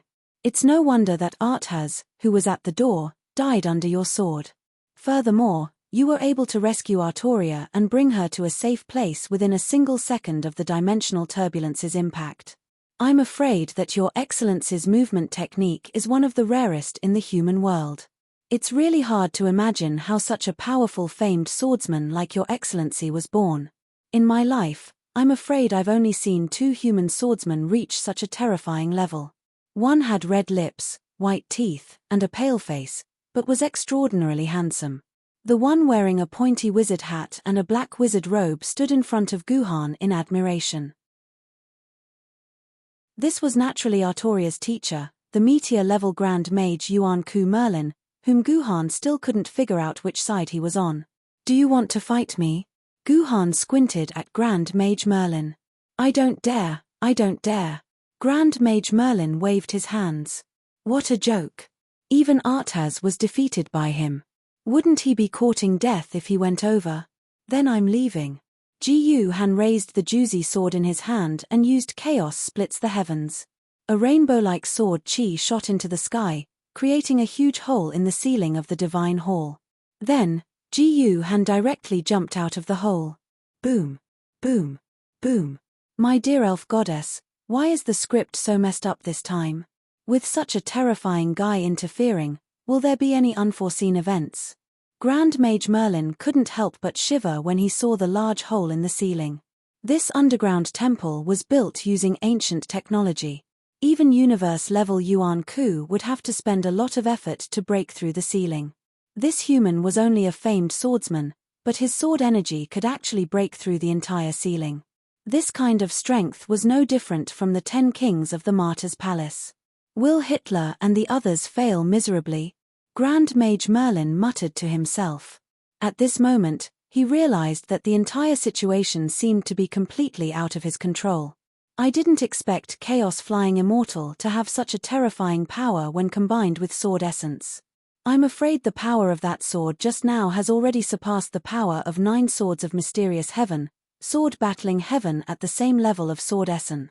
Guhan himself was also surprised by the power of that sword. 9 swords of mysterious heaven, sword battling heaven was the move with the most terrifying single target damage in the 9 swords of mysterious heaven, sword battling heaven. It allowed Guhan to burst out with more than 10 times the damage. It was equivalent to Guhan's trump card. However, when Guhan used the newly created Chaos Flying Immortal for the first time with 10,000 quarks of sword essence, the power that burst out shocked Guhan. This was because the power of this sword was also more than 10 times the damage that 9 swords of mysterious heaven, sword battling heaven could cause with 10,000 quarks of sword essence. Adding the two together, Guhan could burst out with a sword that was 100 times more powerful than a normal move. With this move, Chaos Flying Immortal, Guhan could almost declare that he was already invincible among sword bearers at the spiritual sword level when he used sword essence. This was only in the game, and Guhan only had 70 to 80,000 quarks of sword essence. If it was in reality with Guhan's more than 400,000 quarks of sword essence, even if it was a sword bearer at the immortal sword level, if the other party did not use the Gate of the Void, perhaps only the top few would be able to fight with Guhan head-on. I didn't expect just Chaos Flying Immortal to be this terrifying. If I complete all the remaining 4 moves of Chaos Sword technique, then my Chaos Sword technique will probably become a sword technique comparable to the Billion Sword technique and the Yin-Yang Sword technique ! Guhan thought silently in his heart. In fact, when he developed Chaos Splitting the Heavens, Guhan did not know how many moves the final product of Chaos Sword technique would have. However, at this moment, a sudden realization surged in Guhan's heart. That was, when Guhan completely completed the Chaos Sword technique, there should be a total of 7 moves in the Chaos Sword technique. At this time, Guhan had already created Chaos Splitting the Heavens, Chaos Stars, and Chaos Flying Immortal. These 3 sword moves were Chaos Splitting the Heavens, Chaos Stars, and Chaos Flying Immortal. He was still 4 moves away from completing the Chaos Sword technique. Just creating the previous 3 moves had already cost Guhan a lot of time and energy. It had also allowed Guhan to achieve the terrifying achievement of being invincible below the spiritual sword level just by relying on his sword technique. According to these conditions, Guhan would probably need to defeat an Emperor Sword level swordbearer in order to completely create the entire Chaos Sword technique. Defeating an Emperor Sword level swordbearer with just sword technique? Guhan could not help but stare at the juicy sword in his hand and silently asked himself, is this really something that a human can do?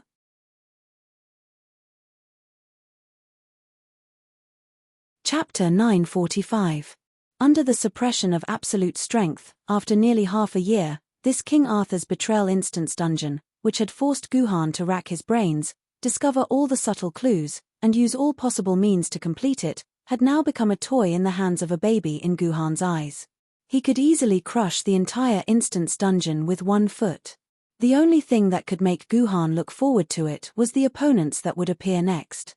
According to the dungeon strategy, Guhan should escape at full speed with Artoria and try his best to avoid the 3 universe-level Yuan Ku's pursuit.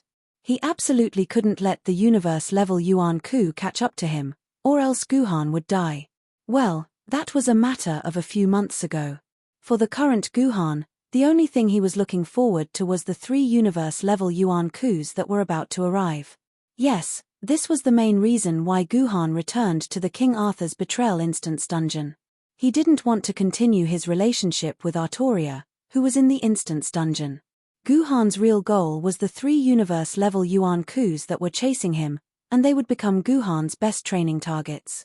After the Spirit Sword level swordbearers couldn't help Guhan improve his swordsmanship, Guhan could only place his hope on these universe-level Yuan Kus to train himself. Therefore, after Guhan rescued Artoria, he didn't run far. Instead, he came to an empty ruin, put Artoria's body on his lap, and silently waited for the universe-level Yuan Ku's arrival. At this moment, Artoria's snow-white skin and the simple and elegant wedding dress made her look so charming that Guhan couldn't help but have an impulse. Before entering this Instance dungeon, Guhan had a clear goal of completing the dungeon's mission. Plus, he had been fleeing passionately along the way, so Guhan didn't have much time to care about Artoria's beautiful body. Even if he had to take off Artoria's wedding dress for some reason and completely see Artoria's graceful naked body, Guhan didn't have the mood to care about other inexplicable things. But now it was different. Now Guhan had completely given up on completing the mission, and the nearest Nazi king, Hitler, would need at least an hour to rush over. This way, Guhan could quietly accompany the unconscious Artoria for a full hour without any pressure. This hour was enough for Guhan to let his imagination run wild. As for whether or not Guhan did anything to Artoria in this hour, we can discuss this in the future and won't talk about it here. Scum. Scum, why didn't you escape? Are you looking down on the Great Reich Chancellor? Seeing the long-awaited appearance of the Third Reich of Germany, Ji Yuhan knew that he had watched Artoria fight while his opponent was Hitler, one of the 10 kings of the Valhalla, the Nazi king. Let's fight. Ji Yuhan shrugged his shoulders, then straightened his clothes that had slipped a little. He looked at the Third Reich with great interest and said, Hitler's combat power was not that great, but the Third Reich's combat power was amazing, especially its defensive ability. It was unknown what kind of metal the surface of the Third Reich was made of. Without using sword essence, Guhan could only leave a few shallow marks on the surface of the Third Reich's body with his own sword skills. This was like a naughty child taking a key and drawing marks on a shiny car. Although it looked quite annoying, and the 4S shop would often charge a few $1,000s for damage. But in fact, these marks were nothing to a car, and could not affect the performance of the car at all. It was just ugly. The damage that Guhan caused to the Third Reich was probably similar to the scratches on the surface of the car. Although it looked quite powerful, it was actually useless. This was also the limitation of Guhan's pure sword skills. That was, when facing an opponent with extremely strong defense and who could defend from all angles, no matter how good one's swordsmanship was, it would be useless, because solid cold could not attack the opponent's effective parts. Of course, if Guhan used sword essence, the result would be completely different. With the blessing of sword essence, Guhan was confident that he could open a hole in the armor of the Third Reich, and as long as there was a hole that could allow Guhan to enter the armor of the Third Reich, Guhan was confident that he could kill Hitler. After all, no matter how strong a fortress was, it could not withstand damage from the inside. Of course, the Third Reich also could not cause fatal damage to Guhan. This was because Guhan's movement was too flexible, and the Third Reich's attacks were very stiff and rigid. For Guhan, it was a piece of cake to avoid such attacks. However, when the law Hammurabi also arrived, Guhan's battle came to an end. Facing the attacks of two universe-level Yuan Ku at the same time, Guhan was as fragile as a seagull in a storm. He was easily thrown into the deep sea and was doomed eternally. Then, he was forced to quit the game because he failed the mission. For the next month, Guhan was completely immersed in the King Arthur's betrayal dungeon. On average, Guhan entered the dungeon more than 10 times a day, which meant that he had to fight more than 10 times with Hitler's Third Reich. In 1 month, that was more than 300 battles, and more than 300 battles were lost. It was different from the previous battles with the Spirit Sword level swordsman. In the battles with the Spirit Sword level swordsman, Guhan's longest battle was 9 consecutive defeats. Finally, he won the 10th time and defeated the Spirit Sword level swordsman. However, after more than 300 battles, not to mention consecutive victories, Guhan didn't even see any progress. This was because Guhan couldn't penetrate the armor of the Third Reich without using the sword element, which meant that Guhan couldn't cause any substantial damage to Hitler. Of course, in this month, Guhan wasn't without results. At least, Guhan's control of his power had improved a lot.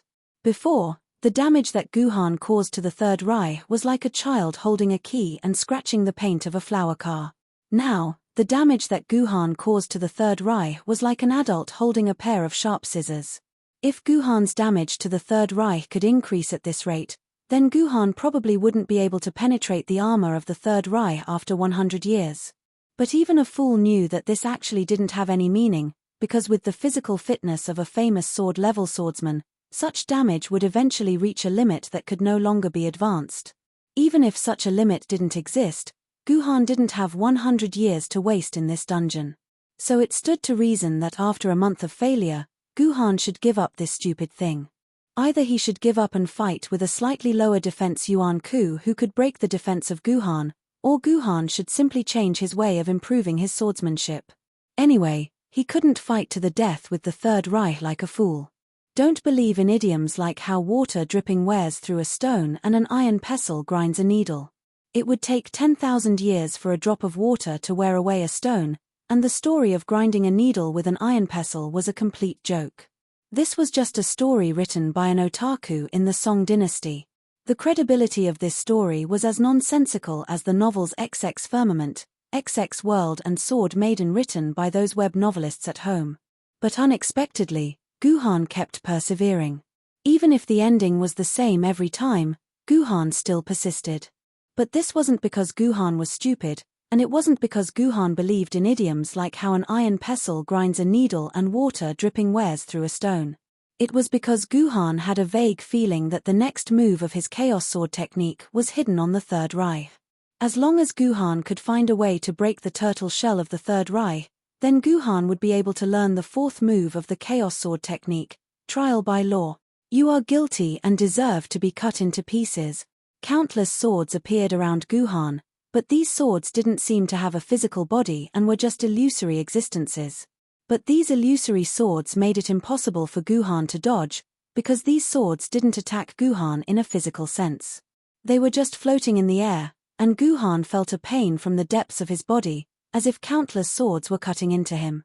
His body shield didn't suffer any damage, and he didn't lose any energy, but Guhan's body directly collapsed, turning into minced meat and disappearing from this world. This was how Guhan died for the past month. It was as miserable as a fat pig being cut into pieces. After dying in such a miserable way one day, Guhan was ready to make another effort to challenge Hitler in the game. A group push news caught Guhan's attention. It was a piece of historical and cultural news.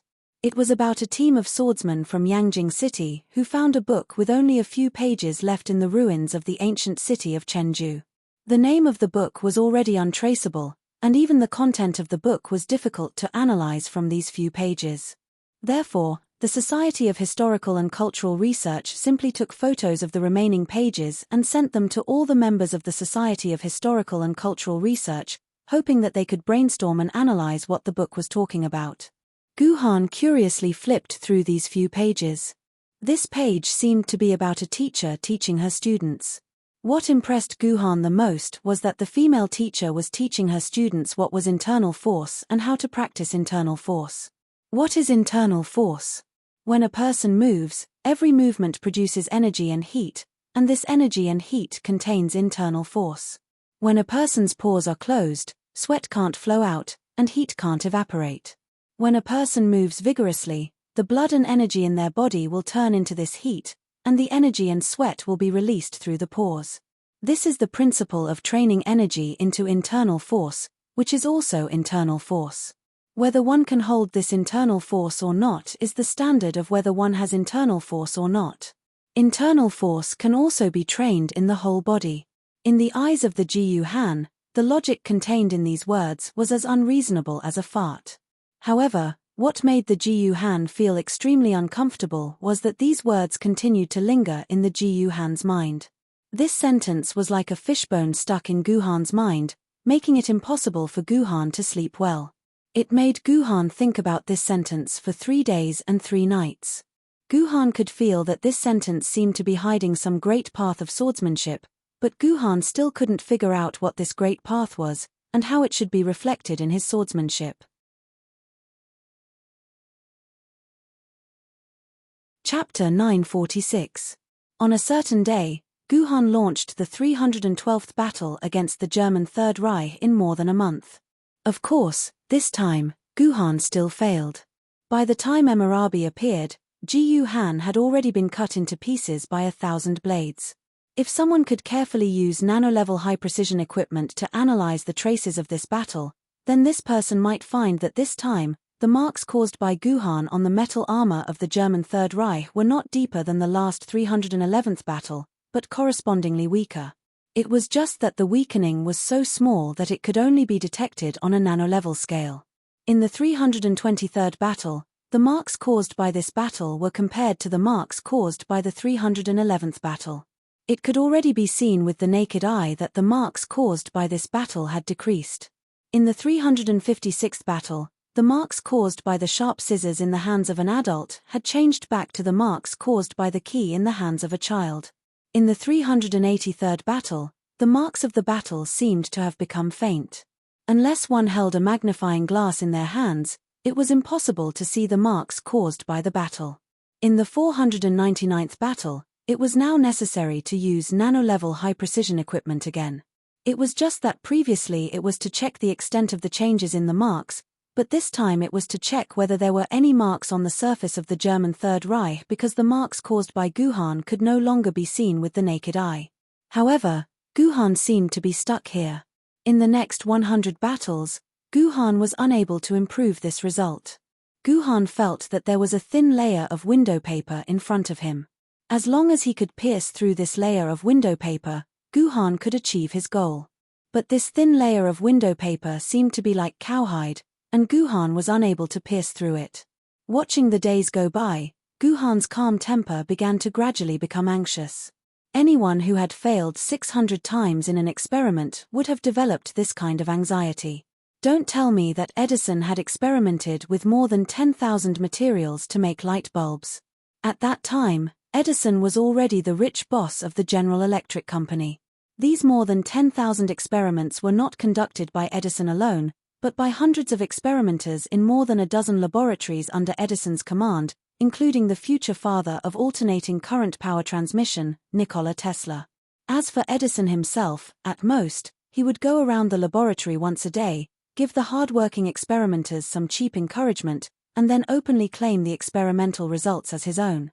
Of course, from a legal point of view, these experimental results and patents should naturally belong to Edison. After all, Edison was the one who paid these experimenters to do experiments. But Edison shamelessly took all the credit for these results. He didn't mention the names of these poor experimenters in any news reports. Even the signatures at the end of the paper didn't give these experimenters who had worked hard for several years a chance. It was no wonder that Nikola Tesla left General Electric and became lifelong enemies with Edison. P.S. Edison was actually a very despicable guy. He was far from the king of inventions in the media. In fact, 70% to 80% of the patents he invented in his life were invented by the experimenters under him, and Edison shamelessly took all these titles for himself. Of course, it was undeniable that Edison's invention and scientific research abilities were indeed the best. Just as Guhan was about to be tortured by the 600th failure, another opportunity appeared in front of Guhan. This opportunity did not come from a novel before the apocalypse like the last time, but from the two fellows under Guhan who were the most troublesome, Qingpin and Yi Tian. In fact, this time, Yi Tian was unjustly implicated. After the 599th failure, Guhan decided to take a day off to recover his physical strength. More importantly, he wanted to adjust his mentality and find a way to find the source of the problem. But it was also at this time that Guhan suddenly saw a scene that he did not know how to ridicule. Yi Tian took advantage of the break to drink over 100 bottles of wine. Then, drunk, she fell asleep on the bed. At this time, the gluttonous Qingpin actually took advantage of the opportunity when Guhan was not paying attention to secretly hold the bottles of wine that Yi Tian left on the ground and gulped down a few bottles of wine. His little face instantly became red, and then he began to walk drunkenly. Not only did he walk, but Qingpin also climbed onto Yi Tian's bed unsteadily. Then, he bit Yi Tian's arm. Perhaps he felt that the arm didn't taste good, so he bit Yi Tian's neck. Perhaps he still felt that Yi Tian's neck wasn't easy to bite. In short, Qingpin almost bit Yi Tian's body all over, and in a daze, he finally bit Yi Tian's foot. Good heavens, it directly ate Yi Tian's toe in one bite. Then, in an instant, Qingpin's eyes bulged, and he spat out his foot. He bit Yi Tian twice, and his big cute eyes blurred as he began to cry. While crying, he shouted, "So stinky, so stinky, so disgusting."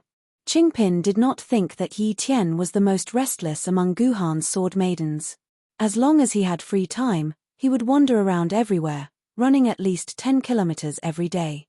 Of course, his feet were filled with the smell of a beauty. Perhaps because he felt that crying alone was not enough to vent his anger, Qingpin decided to take revenge on Yi Tian. However, no one knew what was in her poor head.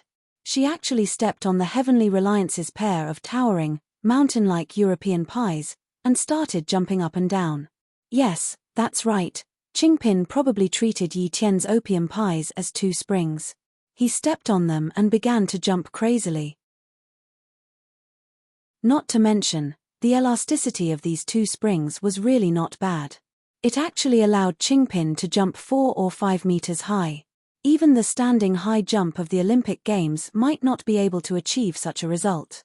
Qingpin jumped for dozens of minutes, and the huge movement even alerted Guhan. But when Guhan saw this scene, his attention was not on Qingpin, who deserved a spanking, but on Yi Tian, who was still sleeping soundly under Qingpin's feet. Even if there was the effect of alcohol, ordinary people should have woken up long ago after being tortured like this. How could Yi Tian still sleep so soundly as if nothing had happened? Thinking of this, Guhan did not stop Qingpin's terrible behavior. Instead, he became a focused spectator, carefully watching Qingpin's jump in his head, especially the moment when Qingpin's feet came into contact with Yi Tian's opium pies. Yi Tian's opium pies underwent a wonderful transformation, and at the same time, it produced an upward elasticity, pushing Qingpin's body up again. This was such a wonderful process that Guhan didn't feel tired even after watching it hundreds of times. On the other hand, Qingpin was a little tired from jumping.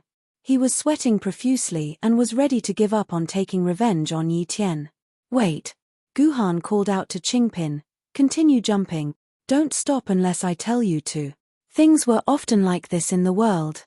The same thing, if you took the initiative to do it, then you would feel that it was very enjoyable. However, if someone forced you to do it, then you would feel that it was the most painful thing in the world. To Qingpin, the current situation was more or less like this. No matter how happy she was jumping on Yi Tian's opium pies, when it became Guhan's mandatory order, Qingpin couldn't be happy no matter what. Although she was still jumping, the expression on her face was as bitter as if her sword wielder had died. If she continued to jump, we didn't doubt that Qingpin would really start crying. Fortunately, after a short while, Guhan suddenly slapped his head and instantly went back into the game. He didn't even have time to bring these sword ladies into the game. However, Guhan didn't need to bring them in, because to Guhan, it was enough to have their sword ladies in the game. After quickly completing all the foreplay, Guhan also saw the third Rai for the 600th time. However, this time, Guhan was already prepared. It was still the same fighting style as before. Guhan's sword attacked the surface of the third Rai's armor. However, it was different from before. Although Guhan's sword kept colliding with the third Rai, the surface of the third Rai's armor didn't even have a trace of damage. Even with nano-level detection equipment, it wasn't able to detect a trace of damage. This was almost impossible because even if an ant crawled across the surface of the third Rai, nano-level detection equipment would be able to detect traces of the ant's path.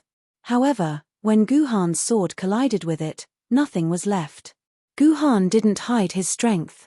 On the contrary, when Guhan attacked, the muscles on his entire arm bulged. It was obvious that he had poured all his strength into the sword in his hand. 1 sword. 2 swords. 3 swords. 9 swords. In a flash, Guhan slashed a total of 9 swords on the third Rai. If the trajectories of these 9 swords were all connected, then one would be surprised to find that Guhan had drawn a lotus pattern on the surface of the third Rai. As soon as the lotus was drawn, Guhan fell from the third Rai as if he had exhausted all his strength. He fell heavily on the ground and didn't even have the strength to move his fingers, let alone get up from the ground. Trash. Is that all you have? You're not even as good as a woman. Hitler's laughter came from the third Rai through the loudspeakers. At this time, only less than 20 seconds had passed since the start of the battle. In 20 seconds, Guhan fell to the ground like a dead dog. In Hitler's eyes, this guy was indeed not even as good as a woman. Trash. Let the Führer. The third Rai raised the particle cannon in its hand.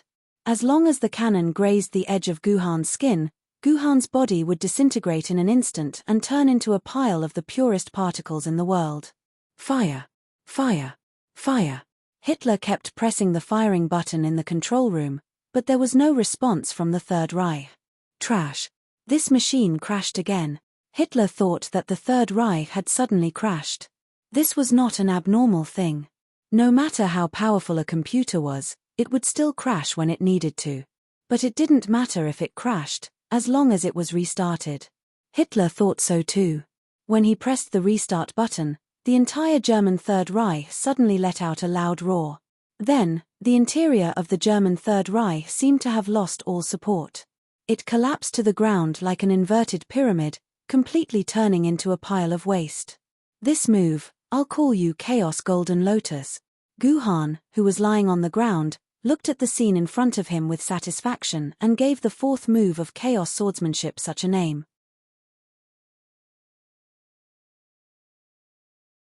Chapter 947. Chaotic Golden Lotus was the fourth move in the Chaos Sword technique that Guhan had created.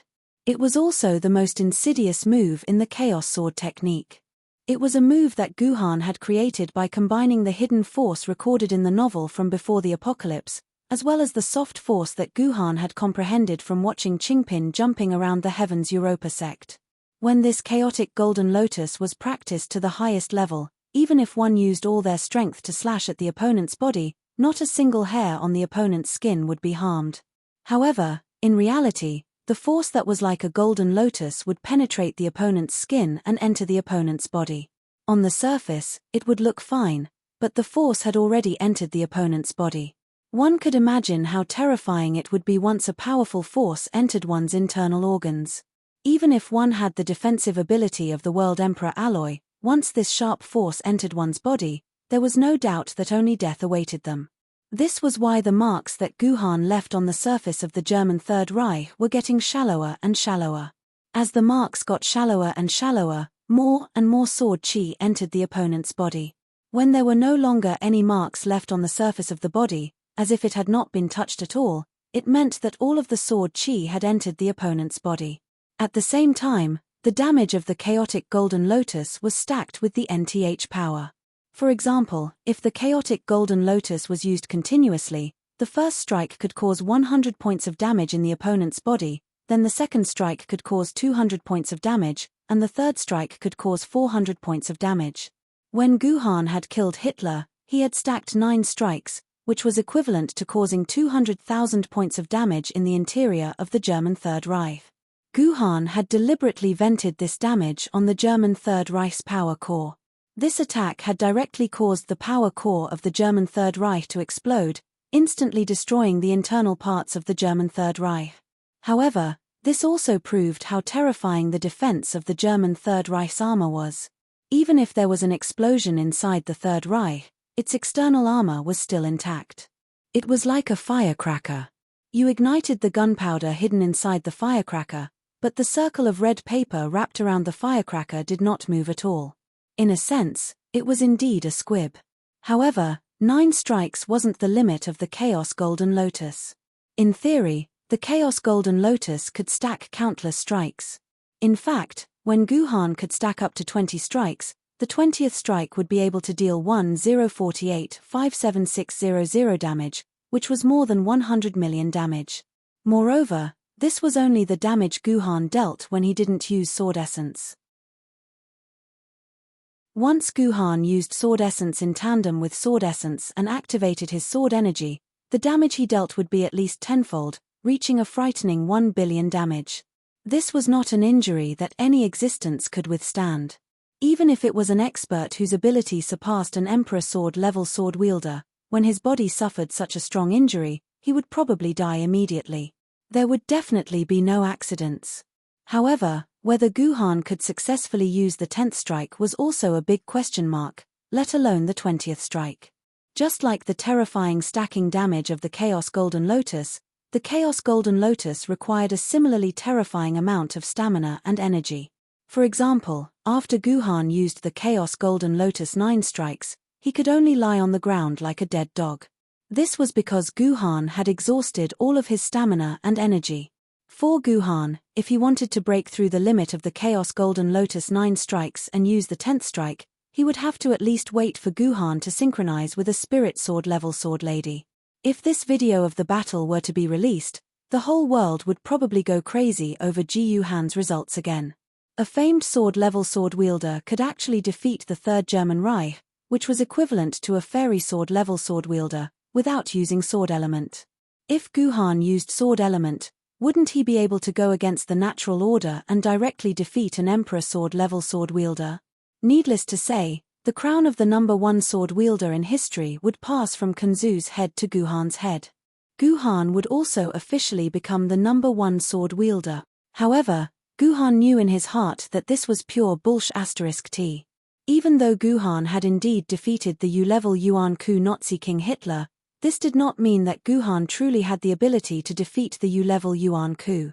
On the contrary, this was completely due to Guhan's luck. First of all, Guhan's opponent was the Nazi King Hitler, a special U-level Yuan Ku. Hitler was probably the one with the highest attack and defense among all the U-level Yuan Ku.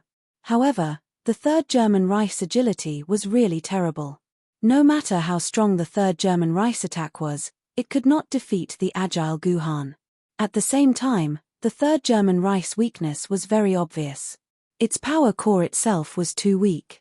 Usually, the power core was very safe under the protection of the hard external armor, so it could not become the Third German Reich's weakness. However, when the Third German Reich's proud defense was no longer there, this fatal weakness was completely exposed. Otherwise, how could a mere 200,000 damage kill the U-level Yuan Ku with tens of millions of HP? In fact, Hitler had basically died from his own suicide. This was very similar to his original ending. Another important point was that Hitler had severely underestimated his enemy. Every U-level Yuan Ku had the ability to enter the void. Although the Third German Reich didn't have the ability to enter the void, the problem was that Hitler himself could. As long as Hitler himself hid in the void the moment the Third German Reich exploded, he would be able to escape unscathed. After a while, the Third German Reich would automatically repair itself, and Hitler would be a good man again. Unfortunately, Hitler didn't expect that a human who couldn't even leave a mark on the Third German Reich's armor could actually detonate the Third German Reich's power core. Hitler didn't know that the power core of the Third German Reich had exploded until the moment he died. Hitler died without knowing why. Therefore, when Guhan encountered other U-level Yuan Ku, it was still unrealistic to defeat the opponent without using sword essence. First of all, 200,000 damage couldn't cause fatal damage to most U-level Yuan Ku. Not every U-level Yuan Ku was like Hitler and had a power core that could kill him. More importantly, the opponent only needed to hide in the void. Then, before Guhan also had the ability to enter the void, Guhan couldn't do anything to these U-level Yuan Ku. In summary, Guhan didn't plan to announce his achievements. Otherwise, if other people suggested that Guhan kill another U-level Yuan Ku and Guhan couldn't, it would be very embarrassing. For Guhan, being able to create the fourth move of the Chaos Sword Art, Chaos Golden Lotus, was Guhan's biggest reward. This meant that Guhan was one step closer to the peak of sword art. However, what Guhan didn't expect was that after Guhan killed Hitler, the system suddenly sent a series of notifications. System notification: you have killed the Nazi King Hitler and activated the King Arthur's Betrayal Dungeon's hidden Easter egg. You have successfully activated the hidden 12 skyscraping temples dungeon. System notification: the hidden Easter egg has been activated. King Arthur's Betrayal Dungeon is about to close. Please leave the dungeon or be forcefully kicked out after 30 seconds. System notification: the hidden Easter egg has been activated. King Arthur's Betrayal Dungeon will forever seal player military governor. Player military governor can no longer enter King Arthur's Betrayal Dungeon. Just as the system prompt stated, when Ji Yuhan left the instance dungeon and opened up the instance dungeon tree to search for King Arthur's betrayal again, he discovered that the instance dungeon's name had disappeared from its original position. In its place was a dungeon called 12 Skyscraping Temples. What a pity. I won't be able to see Artoria again. Seeing that, Guhan could not help but feel regret. As such, before the next instance dungeon related to Artoria was opened, Guhan would forever lose the chance to see Artoria again. In the entire game world's 200 years, only one instance dungeon related to Artoria had been opened. Who knew when the next instance dungeon would open? 10 years? 20 years? Or 120 years? Or could it be 1,200 years? Well, the happiness in the game was only temporary and illusory. Guhan's ultimate goal was to find traces of Artoria in the real world. According to the various clues, Artoria should be trapped in a desperate situation, waiting for Guhan's rescue. However, as the saying goes, what you lose on the swings, you gain on the mulberry. When the King Arthur's Betrayal Dungeon closed to Ji Yuhan, a brand new 12 Skyscraping Temples dungeon appeared before Ji Yuhan. What kind of dungeon was this hidden dungeon? The hidden dungeon in Sword Maiden Online had always had one meaning, and that was similar to the King Arthur's Betrayal Dungeon. After the dungeon was cleared for the first time, the entire dungeon would be opened to all players. However, such a hidden dungeon would usually only appear in July or August of the second year. It was only February now, and the timing did not match up at all. Gina-chan, what does this dungeon mean? If there was anything in the game that he did not understand, He could ask Tomono Kakaze. Therefore, Guhan directly contacted Tomono Kakaze and told Tomono Kakaze everything that he had encountered. What? You killed the universe-level Yuan Ku with the ability of a famed sword-level player? You scared me to death, Tomono Kakaze said as she patted her small chest. However, she did not look that surprised. This was because Tomono Kakaze did not know that Guhan had killed the universe-level Yuan Ku without using sword essence. Otherwise, Tomono Kakaze's artificial intelligence core might have a logical breakdown. That's not the point. The point is this 12 skyscraping temples dungeon. What is going on with this dungeon? Can I go in? Ji Han straightforwardly asked the question in his heart. 12 skyscraping temples? Isn't this an abandoned dungeon? Tomono Kakaze said in shock. You're tuning in to the Celestial War YouTube channel. Don't forget to subscribe and join us on this journey to catch the most captivating stories.